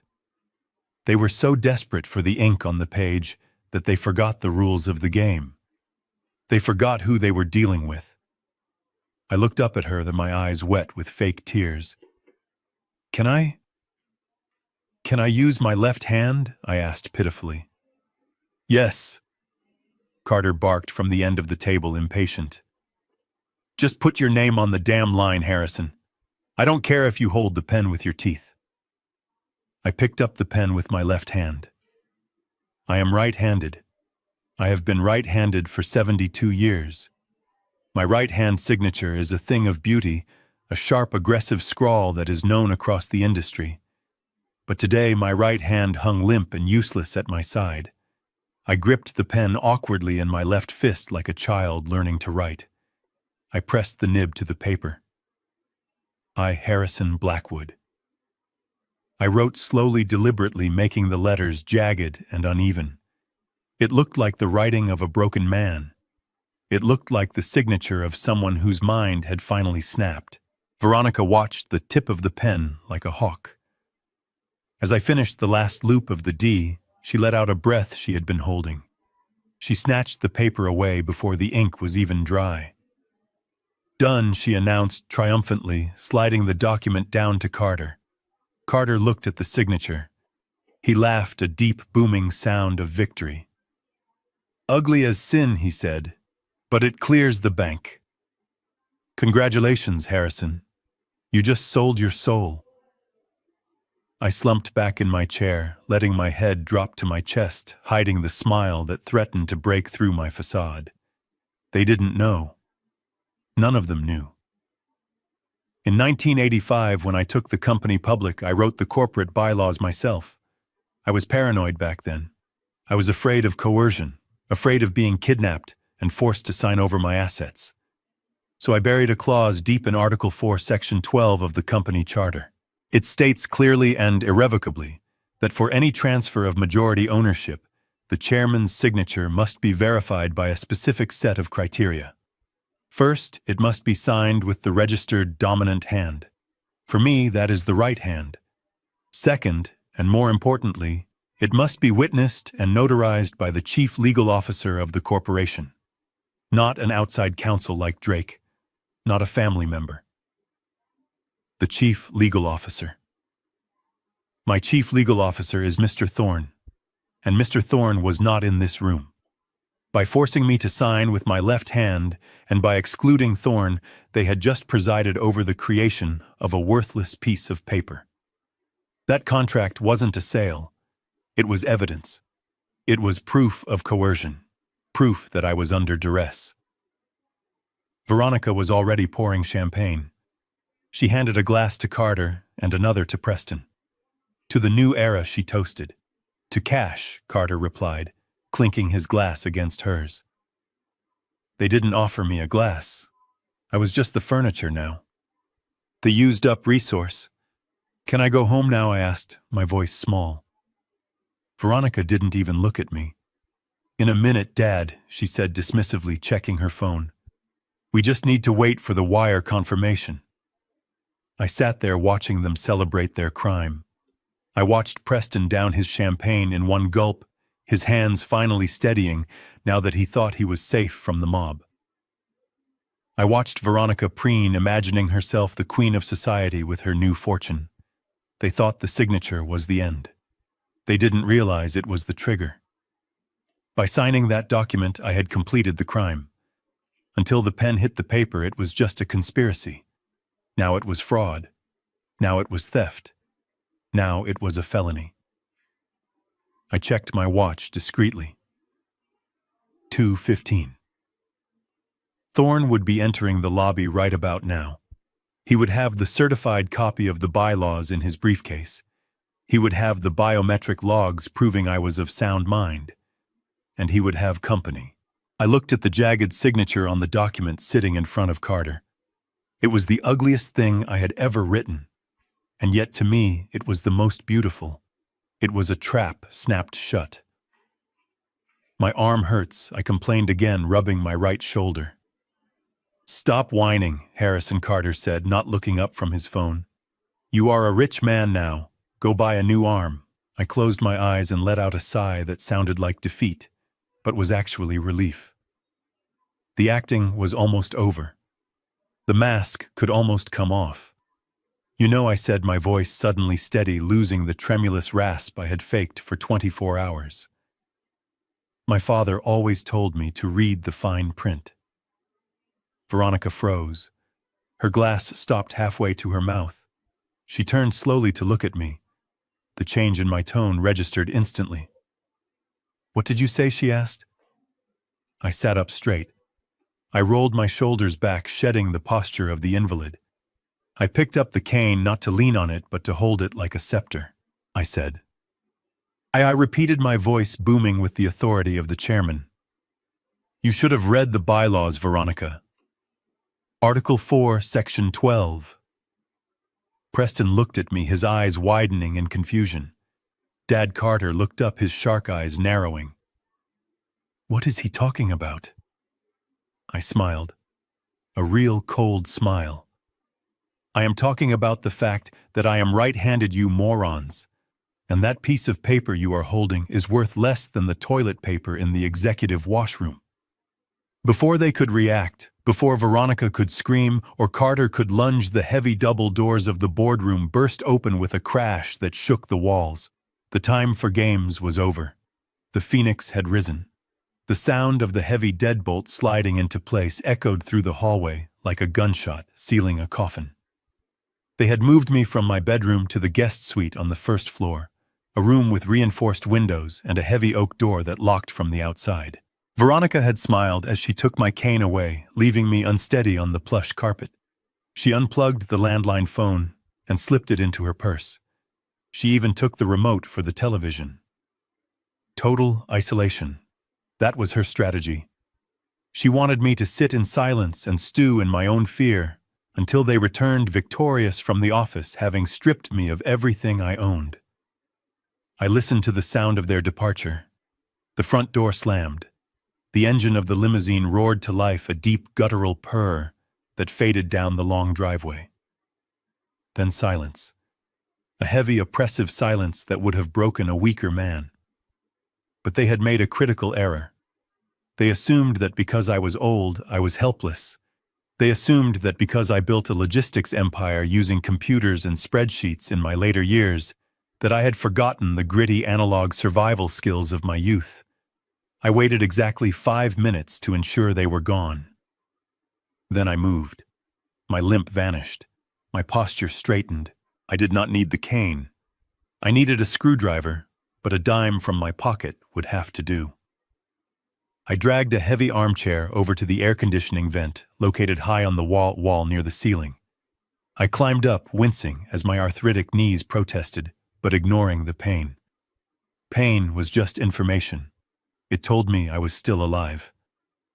I used the edge of the dime to unscrew the 4 painted screws holding the grate in place. It took effort. My fingers were stiff, but my resolve was iron. The grate came loose with a metallic clang. I reached deep into the dusty ductwork. My hand brushed against something cold and plastic. I pulled it out. It was an Iridium satellite phone. A brick of a device rugged waterproof and completely independent of the local cellular grid or the house internet. I had bought it 10 years ago after a hurricane knocked out communications at our Florida hub. I kept it fully charged and hidden for emergencies. This was an emergency. I stepped out onto the small balcony attached to the suite just to ensure a clear line of sight to the sky. I extended the thick antenna. I powered it on. The screen flickered to life, glowing with a reassuring green light. Searching for signal. 1 bar. 2 bars. Connected. I dialed a number I had memorized 2 decades ago. It was a private line that bypassed secretaries and assistants. It rang once. Twice. Harrison. The voice on the other end was gruff and alert. Mr. Thorne. My chief legal officer. My oldest friend. He did not ask how I was calling. He did not ask why I was calling. He just knew Thorne. I said, my voice low and steady. It is time. There was a pause on the line. A heavy, pregnant pause. Are you sure? Harrison Thorne asked. Once we pull this trigger, there is no putting the bullet back in the chamber. I am sure, I said, looking out over the manicured lawn that my son wanted to sell. Initiate the Phoenix Protocol. Understood, Thorne said. His tone shifted instantly from friend to general. I am accessing the secure server now. I am freezing the corporate accounts. I am locking the stock transfer agent. There is more, I said. I need you to call the Economic Crimes Unit. Get Detective Miller. Tell him I have evidence of wire fraud conspiracy and attempted murder. Tell him to meet us at the Blackwood Tower. Attempted murder, Thorne repeated the words sharp. They tried to poison me, Thorne, and when that failed, they tried to declare me incompetent. They are at the office right now with Carter from Red Rock. They are signing the asset purchase agreement at 2:00. I heard the sound of a keyboard clacking furiously in the background. I will have the FBI there too, Thorne said. Crossing state lines to commit fraud with a wire transfer makes this federal. Good, I said. And Thorne, bring the bylaws. The original 1985 leather-bound copy. And bring the biometric logs. Consider it done, Thorne said. Where are you? I am locked in the guest suite, I said. But not for long. I will meet you in the lobby at 1:55. Do not start the party without me. I ended the call and collapsed the antenna. I hid the phone in the inside pocket of my jacket. Step 1 was complete. Now for step 2. I walked to the closet. Veronica had cleared out most of my things, leaving only some pajamas and sweatpants, thinking to humiliate me further. But she had missed the garment bag pushed all the way to the back. I unzipped it. The smell of cedar and old wool drifted out. It was my charcoal gray 3-piece suit, the one I wore when I faced down the Teamsters in '92. It was out of fashion, perhaps a bit tight around the waist now, but it commanded respect. It was armor. I stripped off the comfortable cardigan and slacks they had dressed me in. I put on the crisp white shirt, fumbling only slightly with the buttons. I pulled on the trousers. I fastened the vest. I tied the red silk tie in a perfect Windsor knot, my muscle memory taking over. I looked in the mirror. The confused old man with the shuffling gait was gone. Staring back at me was Harrison Blackwood, the man who built an empire from a single truck. My eyes were cold. My jaw was set. I looked like a man going to war. I heard a soft scratching at the door, then the click of a key turning in the lock. The door handle turned slowly. Maria slipped inside, closing the door softly behind her. She held a ring of keys in her shaking hand. When she turned and saw me, she gasped. Her hand flew to her mouth. "Dios mío," she whispered. "Mr. Harrison, you look like the boss again." I walked over to her and placed a hand on her shoulder. "I am the boss, Maria," I said, "and I always will be. Is the car ready?" See, she nodded, her eyes wide with a mixture of fear and admiration. "I opened the garage side door like you asked. The security cameras are on a loop. I unplugged the server for 10 seconds, just like you taught me once." "You are a treasure, Maria," I said. She looked at my suit, then at the door. "Mr. Harrison," she said softly, "they will be angry. Mr. Preston, he has a temper now." "Mr. Preston is a child playing with matches," I said, adjusting my cuffs, "and he is about to burn his fingers." We moved into the hallway. The house was silent. Greg the nurse was gone, likely dismissed by Veronica once she thought I was secured. We walked to the kitchen and out through the service entrance that led to the garage. My main car, the Rolls-Royce, was gone, taken by Veronica. Preston's sports car was gone. But in the far corner, under a dust sheet, was my old Lincoln town car. It was 20 years old, built like a tank, and reliable as the sunrise. Preston hated it. He called it a dinosaur. He had tried to sell it 3 times, but I always refused. I pulled the sheet off. The black paint shone under the fluorescent lights. I opened the door and slid into the leather seat. It smelled of tobacco and memories. I put the key in the ignition. It turned over with a roar, a deep V8 rumble that sounded like thunder. Maria stood by the door, holding it open.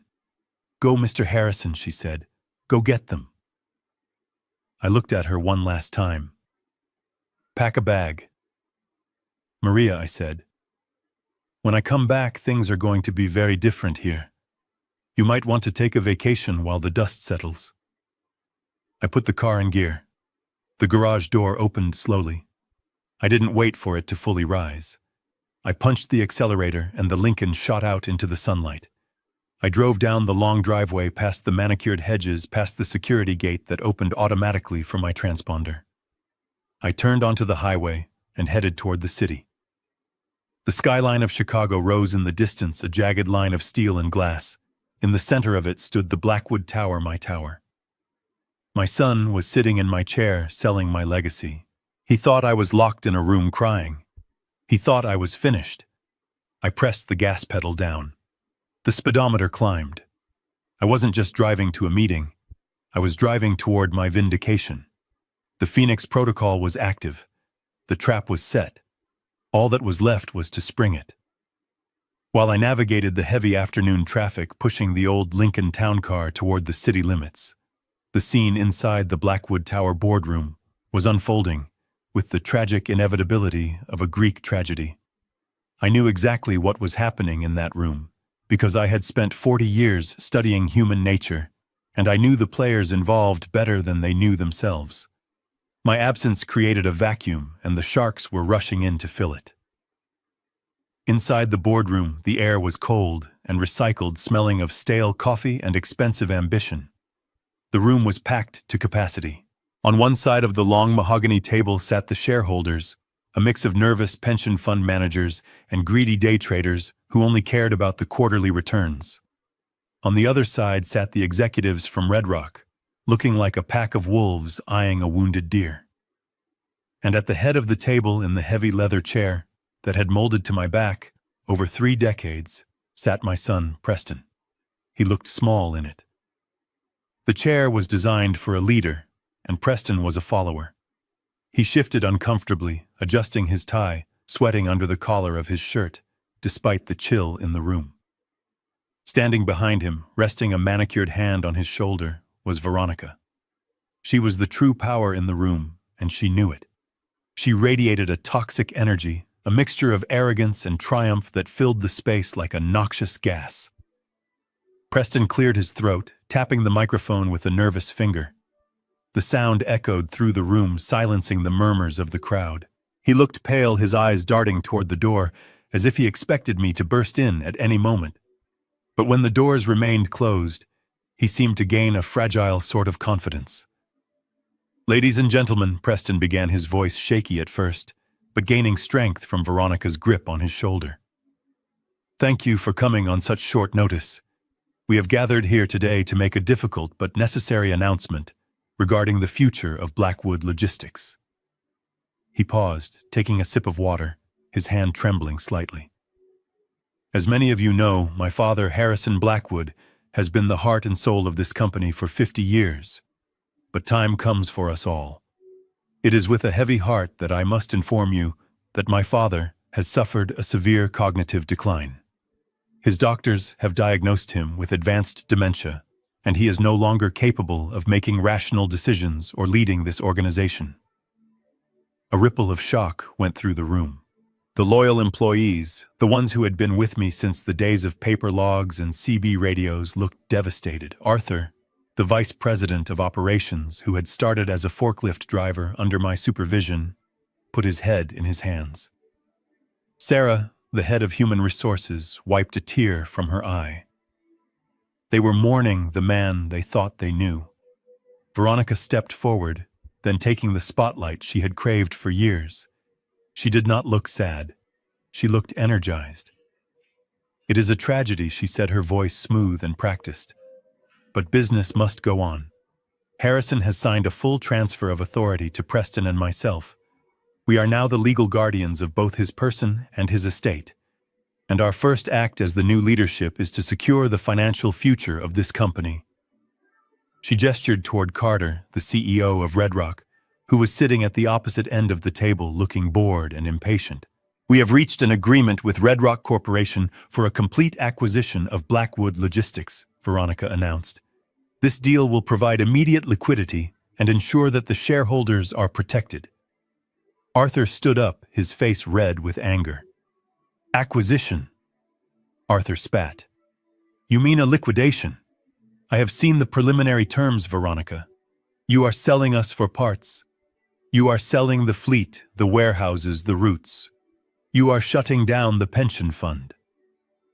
Veronica laughed, a cold, sharp sound that cut through the tension. "Sit down, Arthur," she said, her tone dripping with condescension. "You are thinking with your heart, not your head. That is exactly why this company has stagnated. You are holding on to the past just like Harrison was." "We are not stagnating," Arthur argued. "We had our best quarter in 5 years. We are profitable. We have loyal customers. There is no reason to sell, especially not to Red Rock.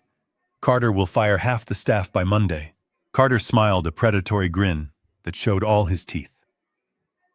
Actually, Carter drawled, leaning back in his chair, it will be more like 70%. I have my own team. I don't need a bunch of sentimental old-timers cluttering up the payroll. The room erupted in whispers. The employees looked at Preston, pleading silently for him to defend them, to defend the people who had built his inheritance. But Preston just looked down at the table, refusing to meet their eyes.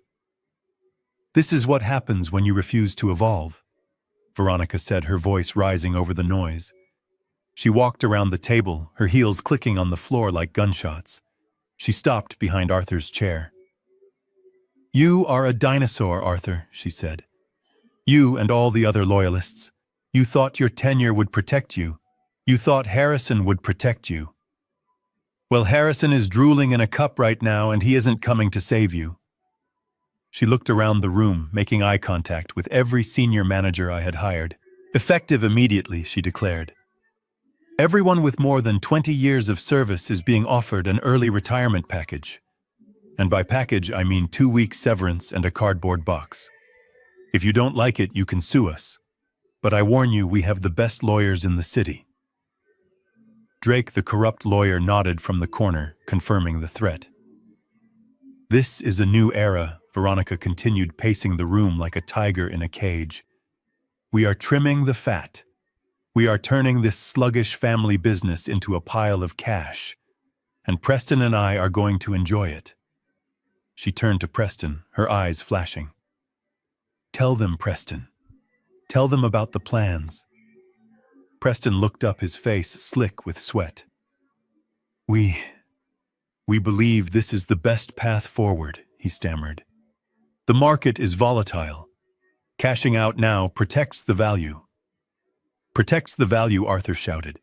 You are selling a billion-dollar company for $450 million. You are robbing the shareholders to pay for whatever desperate mess you are in. Veronica slammed her hand down on the table. That is enough, she screamed, her mask of sophistication slipping for a moment to reveal the rage beneath. Security, escort Arthur out of the building and take his badge. He is trespassing. 2 security guards, young men who didn't know the history of the company, hesitated. Do it, Veronica shrieked. Or you are fired too. The guards stepped forward reluctantly. Arthur stood up, shaking off their hands. I am leaving, he said, straightening his tie. But you mark my words, Preston. Your father would be ashamed. You are spitting on his grave while he is still alive. Get out, Veronica hissed. As Arthur walked out, the atmosphere in the room shifted from shock to fear. The remaining employees sat in terrified silence, realizing that no one was safe. Veronica was not just cleaning house, she was enjoying it. She was taking pleasure in destroying the lives of people she considered beneath her. She turned back to Carter, smoothing her skirt and composing herself. I apologize for the interruption, Mr. Carter, she said sweetly. Some people just don't know when to let go. Carter chuckled, checking his watch. I don't care about your personnel drama, Veronica Carter said. I just care about the ink. I have a wire transfer pending for $450 million. But I need signatures. Real signatures. Not promises. We are ready, Veronica said. She gestured to Drake, who placed the final copies of the sale agreement in front of Preston and Carter. The document was thick, binding, and irreversible. Once signed, Blackwood Logistics would cease to exist as an independent entity. The trucks would be repainted. The warehouses would be sold. The legacy would be erased. Preston picked up the pen. It was a gold Mont Blanc, a gift I had given him when he graduated college. He held it in his shaking hand, staring at the signature line. Do it, Veronica whispered, leaning into his ear. Sign it, and the debt is gone. Sign it, and we are free. Sign it, and we own the world. Preston looked at the paper. He looked at the terrified faces of the employees. He looked at the smug face of Carter. And then he looked at Veronica. I need a drink, he muttered. Sign first. Drink later. Carter barked. I have a tea time at 4. Veronica placed her hand over Preston's hand, guiding the pen to the paper. Just sign your name, she hissed. It is just a signature, Preston. Don't be a coward. Preston took a deep breath. The nib of the pen hovered millimeters above the paper. The entire room held its breath. The silence was absolute. You could hear the hum of the air conditioning, the beat of a heart, the scratch of a shoe on the carpet. This was the moment of victory for the villains. They had won. They had neutralized the old man, crushed the loyalists, and secured the fortune. They were seconds away from the finish line, basking in their own hubris, believing they were untouchable gods of their own making. Veronica smiled a wide, predatory smile, watching the pen touch the paper. That is it, she whispered. Write it. Preston began to write the first letter of his name. The ink flowed black and permanent. The loop of the P formed on the page. And that was when the heavy double doors at the end of the room, which had been locked and guarded, and suddenly exploded inward with a crash that sounded like thunder. The doors slammed against the walls with a violence that made the crystal water pitchers rattle. All heads turned instantly. Preston dropped the pen. It clattered across the table, rolling over the contract he was seconds away from signing. Veronica spun around, her mouth open in a perfect O of shock. Carter looked annoyed, then confused, then wary. I walked in. I did not shuffle. I did not drag my feet. I walked with the stride of a man who has walked 20 miles in snow to fix a broken axle. I walked with the rhythm of the road in my veins. I was wearing my charcoal suit, the one that fit like armor. My red tie was a slash of blood against the white shirt. I held my cane not for support, but like a weapon, carrying it by the middle. Behind me walked Mr. Thorne, clutching a briefcase that contained their doom. Flanking him were 2 uniformed officers and Detective Miller from the Economic Crimes Unit, his badge gleaming under the fluorescent lights. The silence in the room was absolute. It was the silence of a held breath. Dad, Preston whispered. His face went gray, the color of old ash. How are you here? You are supposed to be. In bed, I finished for him, my voice booming across the room, drooling, confused, waiting for the nice men in the white coats to take me away. Is that it, son? I reached the head of the table.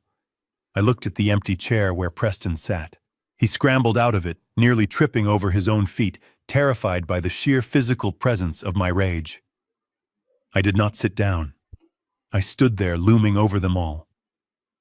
This meeting is adjourned, I said, and this sale is void.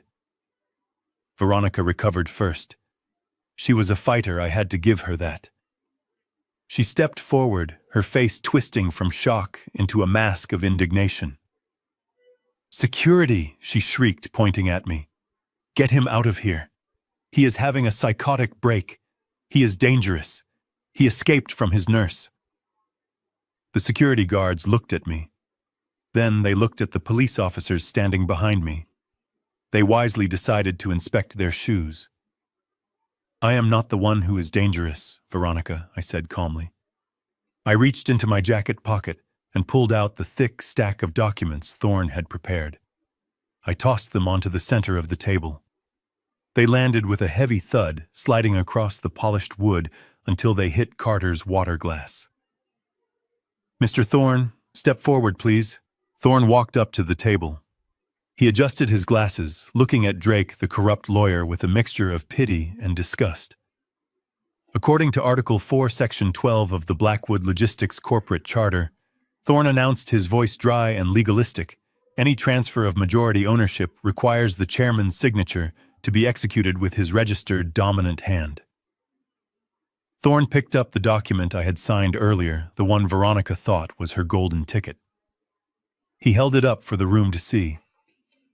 As you can clearly see, this document was signed with the left hand. Mr. Blackwood has been right-handed since birth. Therefore, under the bylaws, this document is not a legal instrument. It is scrap paper. Veronica laughed. It was a high-pitched, hysterical sound. You are kidding me, she spat. A technicality. That is your big play. He signed it. We all saw him sign it. The intent was there. Any judge will uphold it, especially since he is mentally incompetent. Ah, yes, Thorne said, smiling thin and sharp. The incompetence. He opened his briefcase and pulled out a fresh file. He slid it toward Carter. This is a forensic medical report completed 1 hour ago by an independent state psychiatrist and a toxicologist. It certifies that Harrison Blackwood is of sound mind, fully oriented, and possessing an IQ higher than everyone else at this table combined. Thorne paused, letting that sink in. It also certifies that his blood contains trace amounts of scopolamine and digitalis, poisons that were introduced into his system yesterday. The room gasped. A collective intake of breath from the shareholders. Carter picked up the report, scanning it quickly. His face darkened. He looked at Preston, then at Veronica. You told me it was dementia, Carter growled. You didn't tell me you drugged him. We didn't, Veronica yelled, desperate now. He is lying. He poisoned himself. He is trying to frame us because he is paranoid. Paranoid, I said quietly. I walked over to the wall where the control panel for the audiovisual system was mounted. I didn't need a remote. I knew this system because I installed it. I pressed the button to lower the main projection screen. Let's see just how paranoid I am. I plugged my phone into the console. The screen flickered to life. First I played the audio. The quality was crystal clear, recorded by the spider device I had hidden under the coffee table. Veronica's voice filled the room, amplified by the surround sound speakers. If he hesitates for 1 second, I have the syringe ready. It is in my purse. 1 injection and his heart stops, and I will make it look like he died in his sleep. The color drained from Veronica's face so fast she looked like a corpse. She staggered back, clutching the edge of the table. The shareholders looked at her with horror. Preston put his hands over his ears, as if he could block out the sound of his own complicity. Then Preston's voice played. We get the signature, and we put him in a home.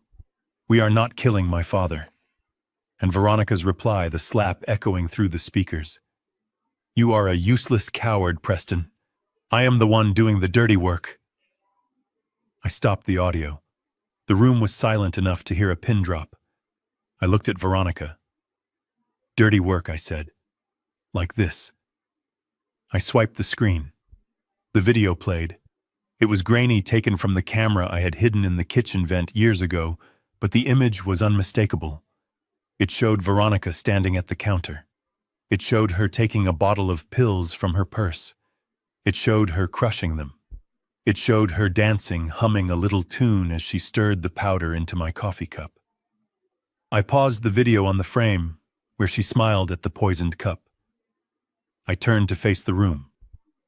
That is my daughter-in-law, I said, my voice cold as liquid nitrogen.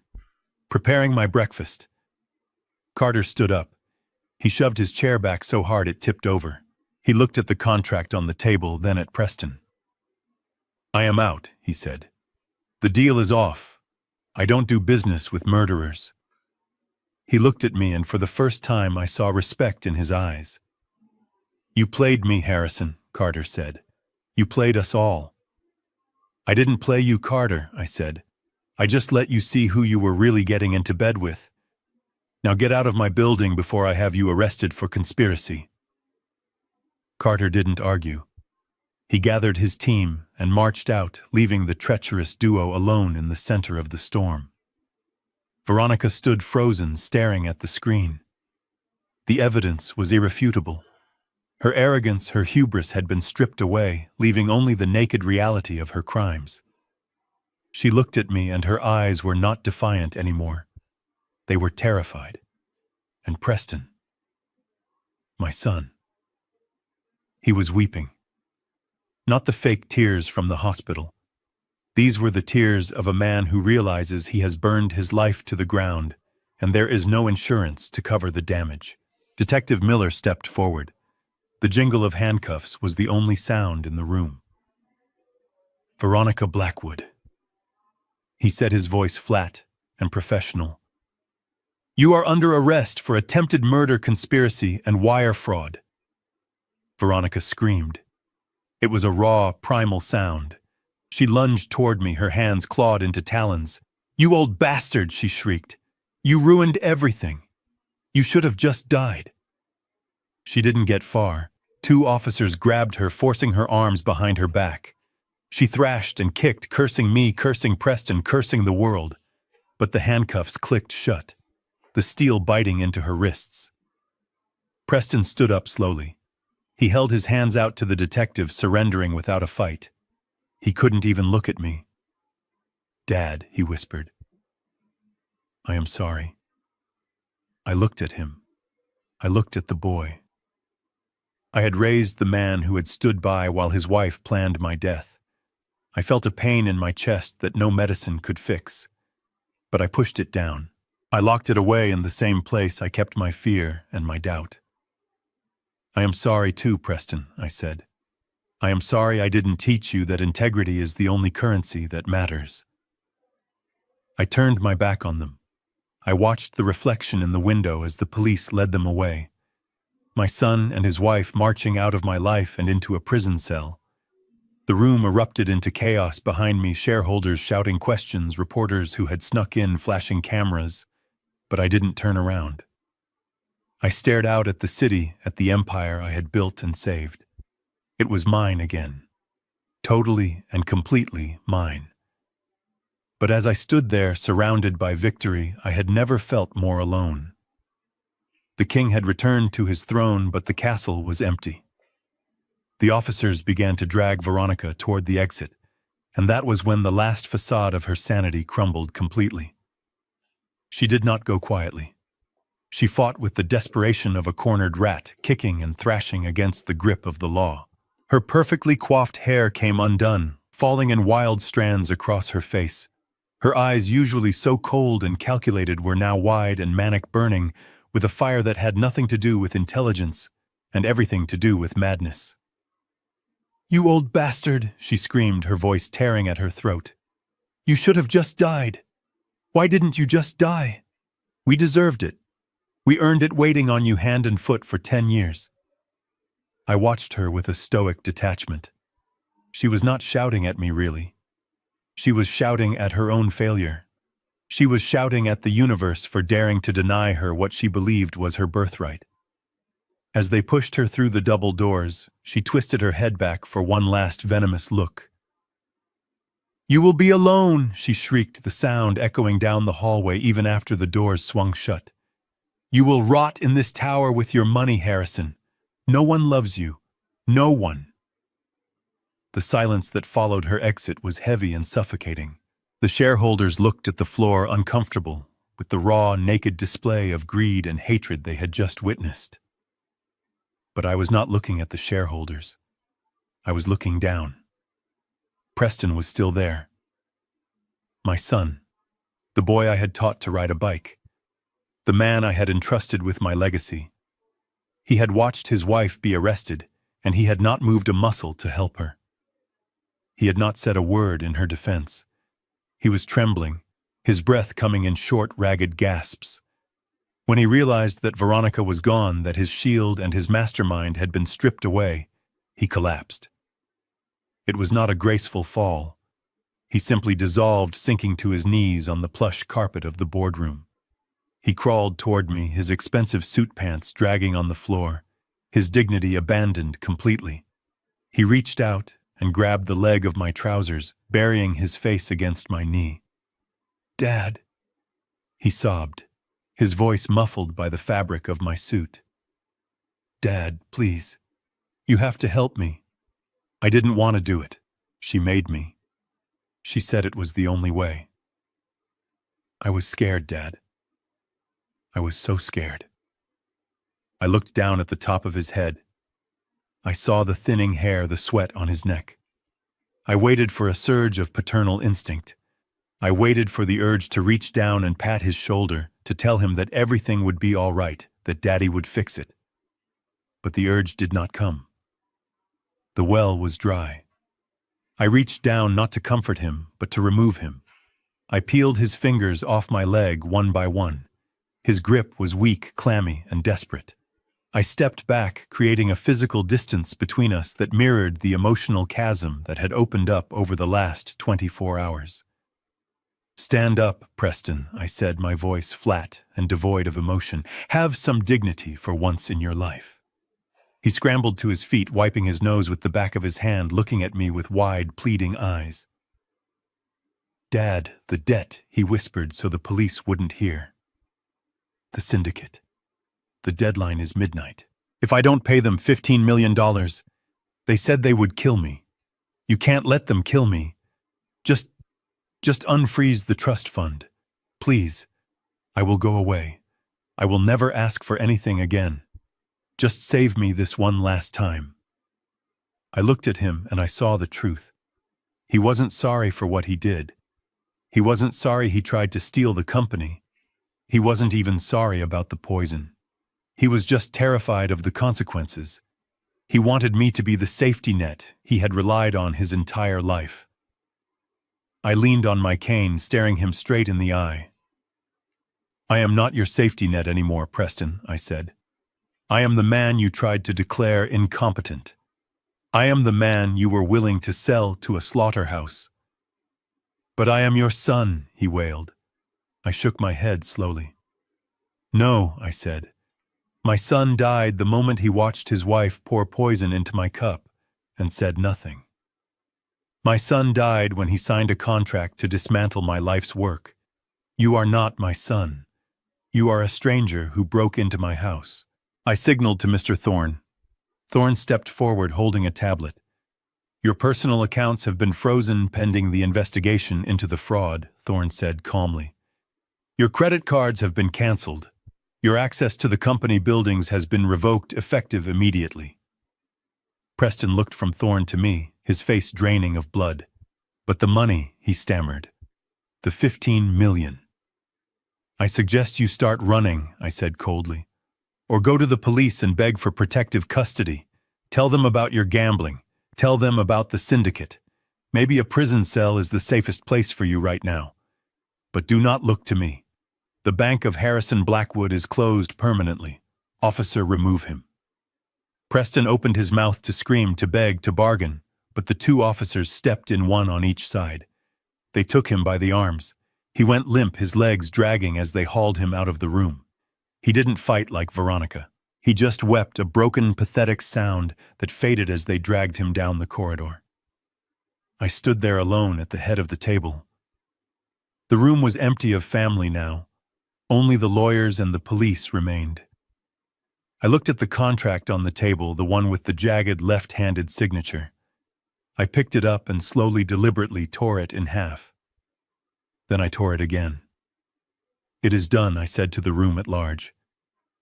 The drive back to the estate was long and quiet. The sun was setting, casting long shadows across the highway. I sat in the back of the Lincoln watching the city pass by. I felt lighter, as if a heavy tumor had been cut from my body, but I also felt the phantom pain of the amputation. I had saved the empire, but I had lost the heir. When the car pulled up to the manor, the house looked different. It looked bigger, emptier. The lights were on in the kitchen, warm and inviting against the dusk. I walked inside. The house was silent. No Greg the nurse watching football. No Veronica plotting in the study. No Preston pacing the halls. Just the hum of the refrigerator and the ticking of the clock. I walked into the kitchen. Maria was there, standing by the sink. She had packed a small suitcase just as I had asked. It was sitting by the back door. When she saw me, she wiped her hands on her apron and looked at me with anxious eyes. "Mr. Harrison," she asked softly, "is it over?" "It is over, Maria," I said. "They are gone. They won't be coming back." She let out a breath and crossed herself, muttering a prayer in Spanish. I reached into the inside pocket of my jacket. I pulled out an envelope. It contained a check for $2 million drawn from my personal private account, one that Veronica had never touched. I walked over to her and held it out. "This is for you," I said. She took it, looking at the number. Her hands started to shake. She looked up at me, tears filling her eyes. Mr. Harrison, this is too much. I cannot accept this. I just did what was right. You saved my life, Maria, I said. And more importantly, you were loyal when my own blood was not. You are the only person in this world I trust. Take it. Go to Florida. Buy a house near your daughter. Be a grandmother. Don't spend the rest of your life cleaning up other people's messes. She grabbed my hand and kissed it, weeping openly. Thank you, patron. Thank you. But what about you? Who will take care of you? I smiled a sad, tired smile. I will take care of myself, Maria. I have been doing it for 70 years. I think I can manage a little longer. I sent her off in a taxi to the airport, watching the taillights fade into the night. Then I was truly alone. I walked back into the kitchen. I didn't call a chef. I didn't call a servant. I opened the cupboard and took out the bag of beans. I poured them into the grinder. The noise was loud in the empty house, a mechanical roar that filled the silence. I smelled the rich aroma of the coffee. I boiled the water. I pressed the grounds. I poured the black liquid into my favorite mug, the one Veronica had tried to use as a murder weapon. I took it out to the balcony off the master bedroom. The night air was crisp and cold. Below me, the city of Chicago sprawled out like a sea of diamonds, a billion lights shining in the darkness. Somewhere down there in a cold cell, my son and daughter-in-law were realizing that actions have consequences. Somewhere down there, the trucks of Blackwood Logistics were rolling down the highway, carrying goods, keeping the world moving, my name painted on the side of every trailer. I took a sip of the coffee. It was bitter and hot and clean. It tasted like survival. I was 72 years old. I had no wife.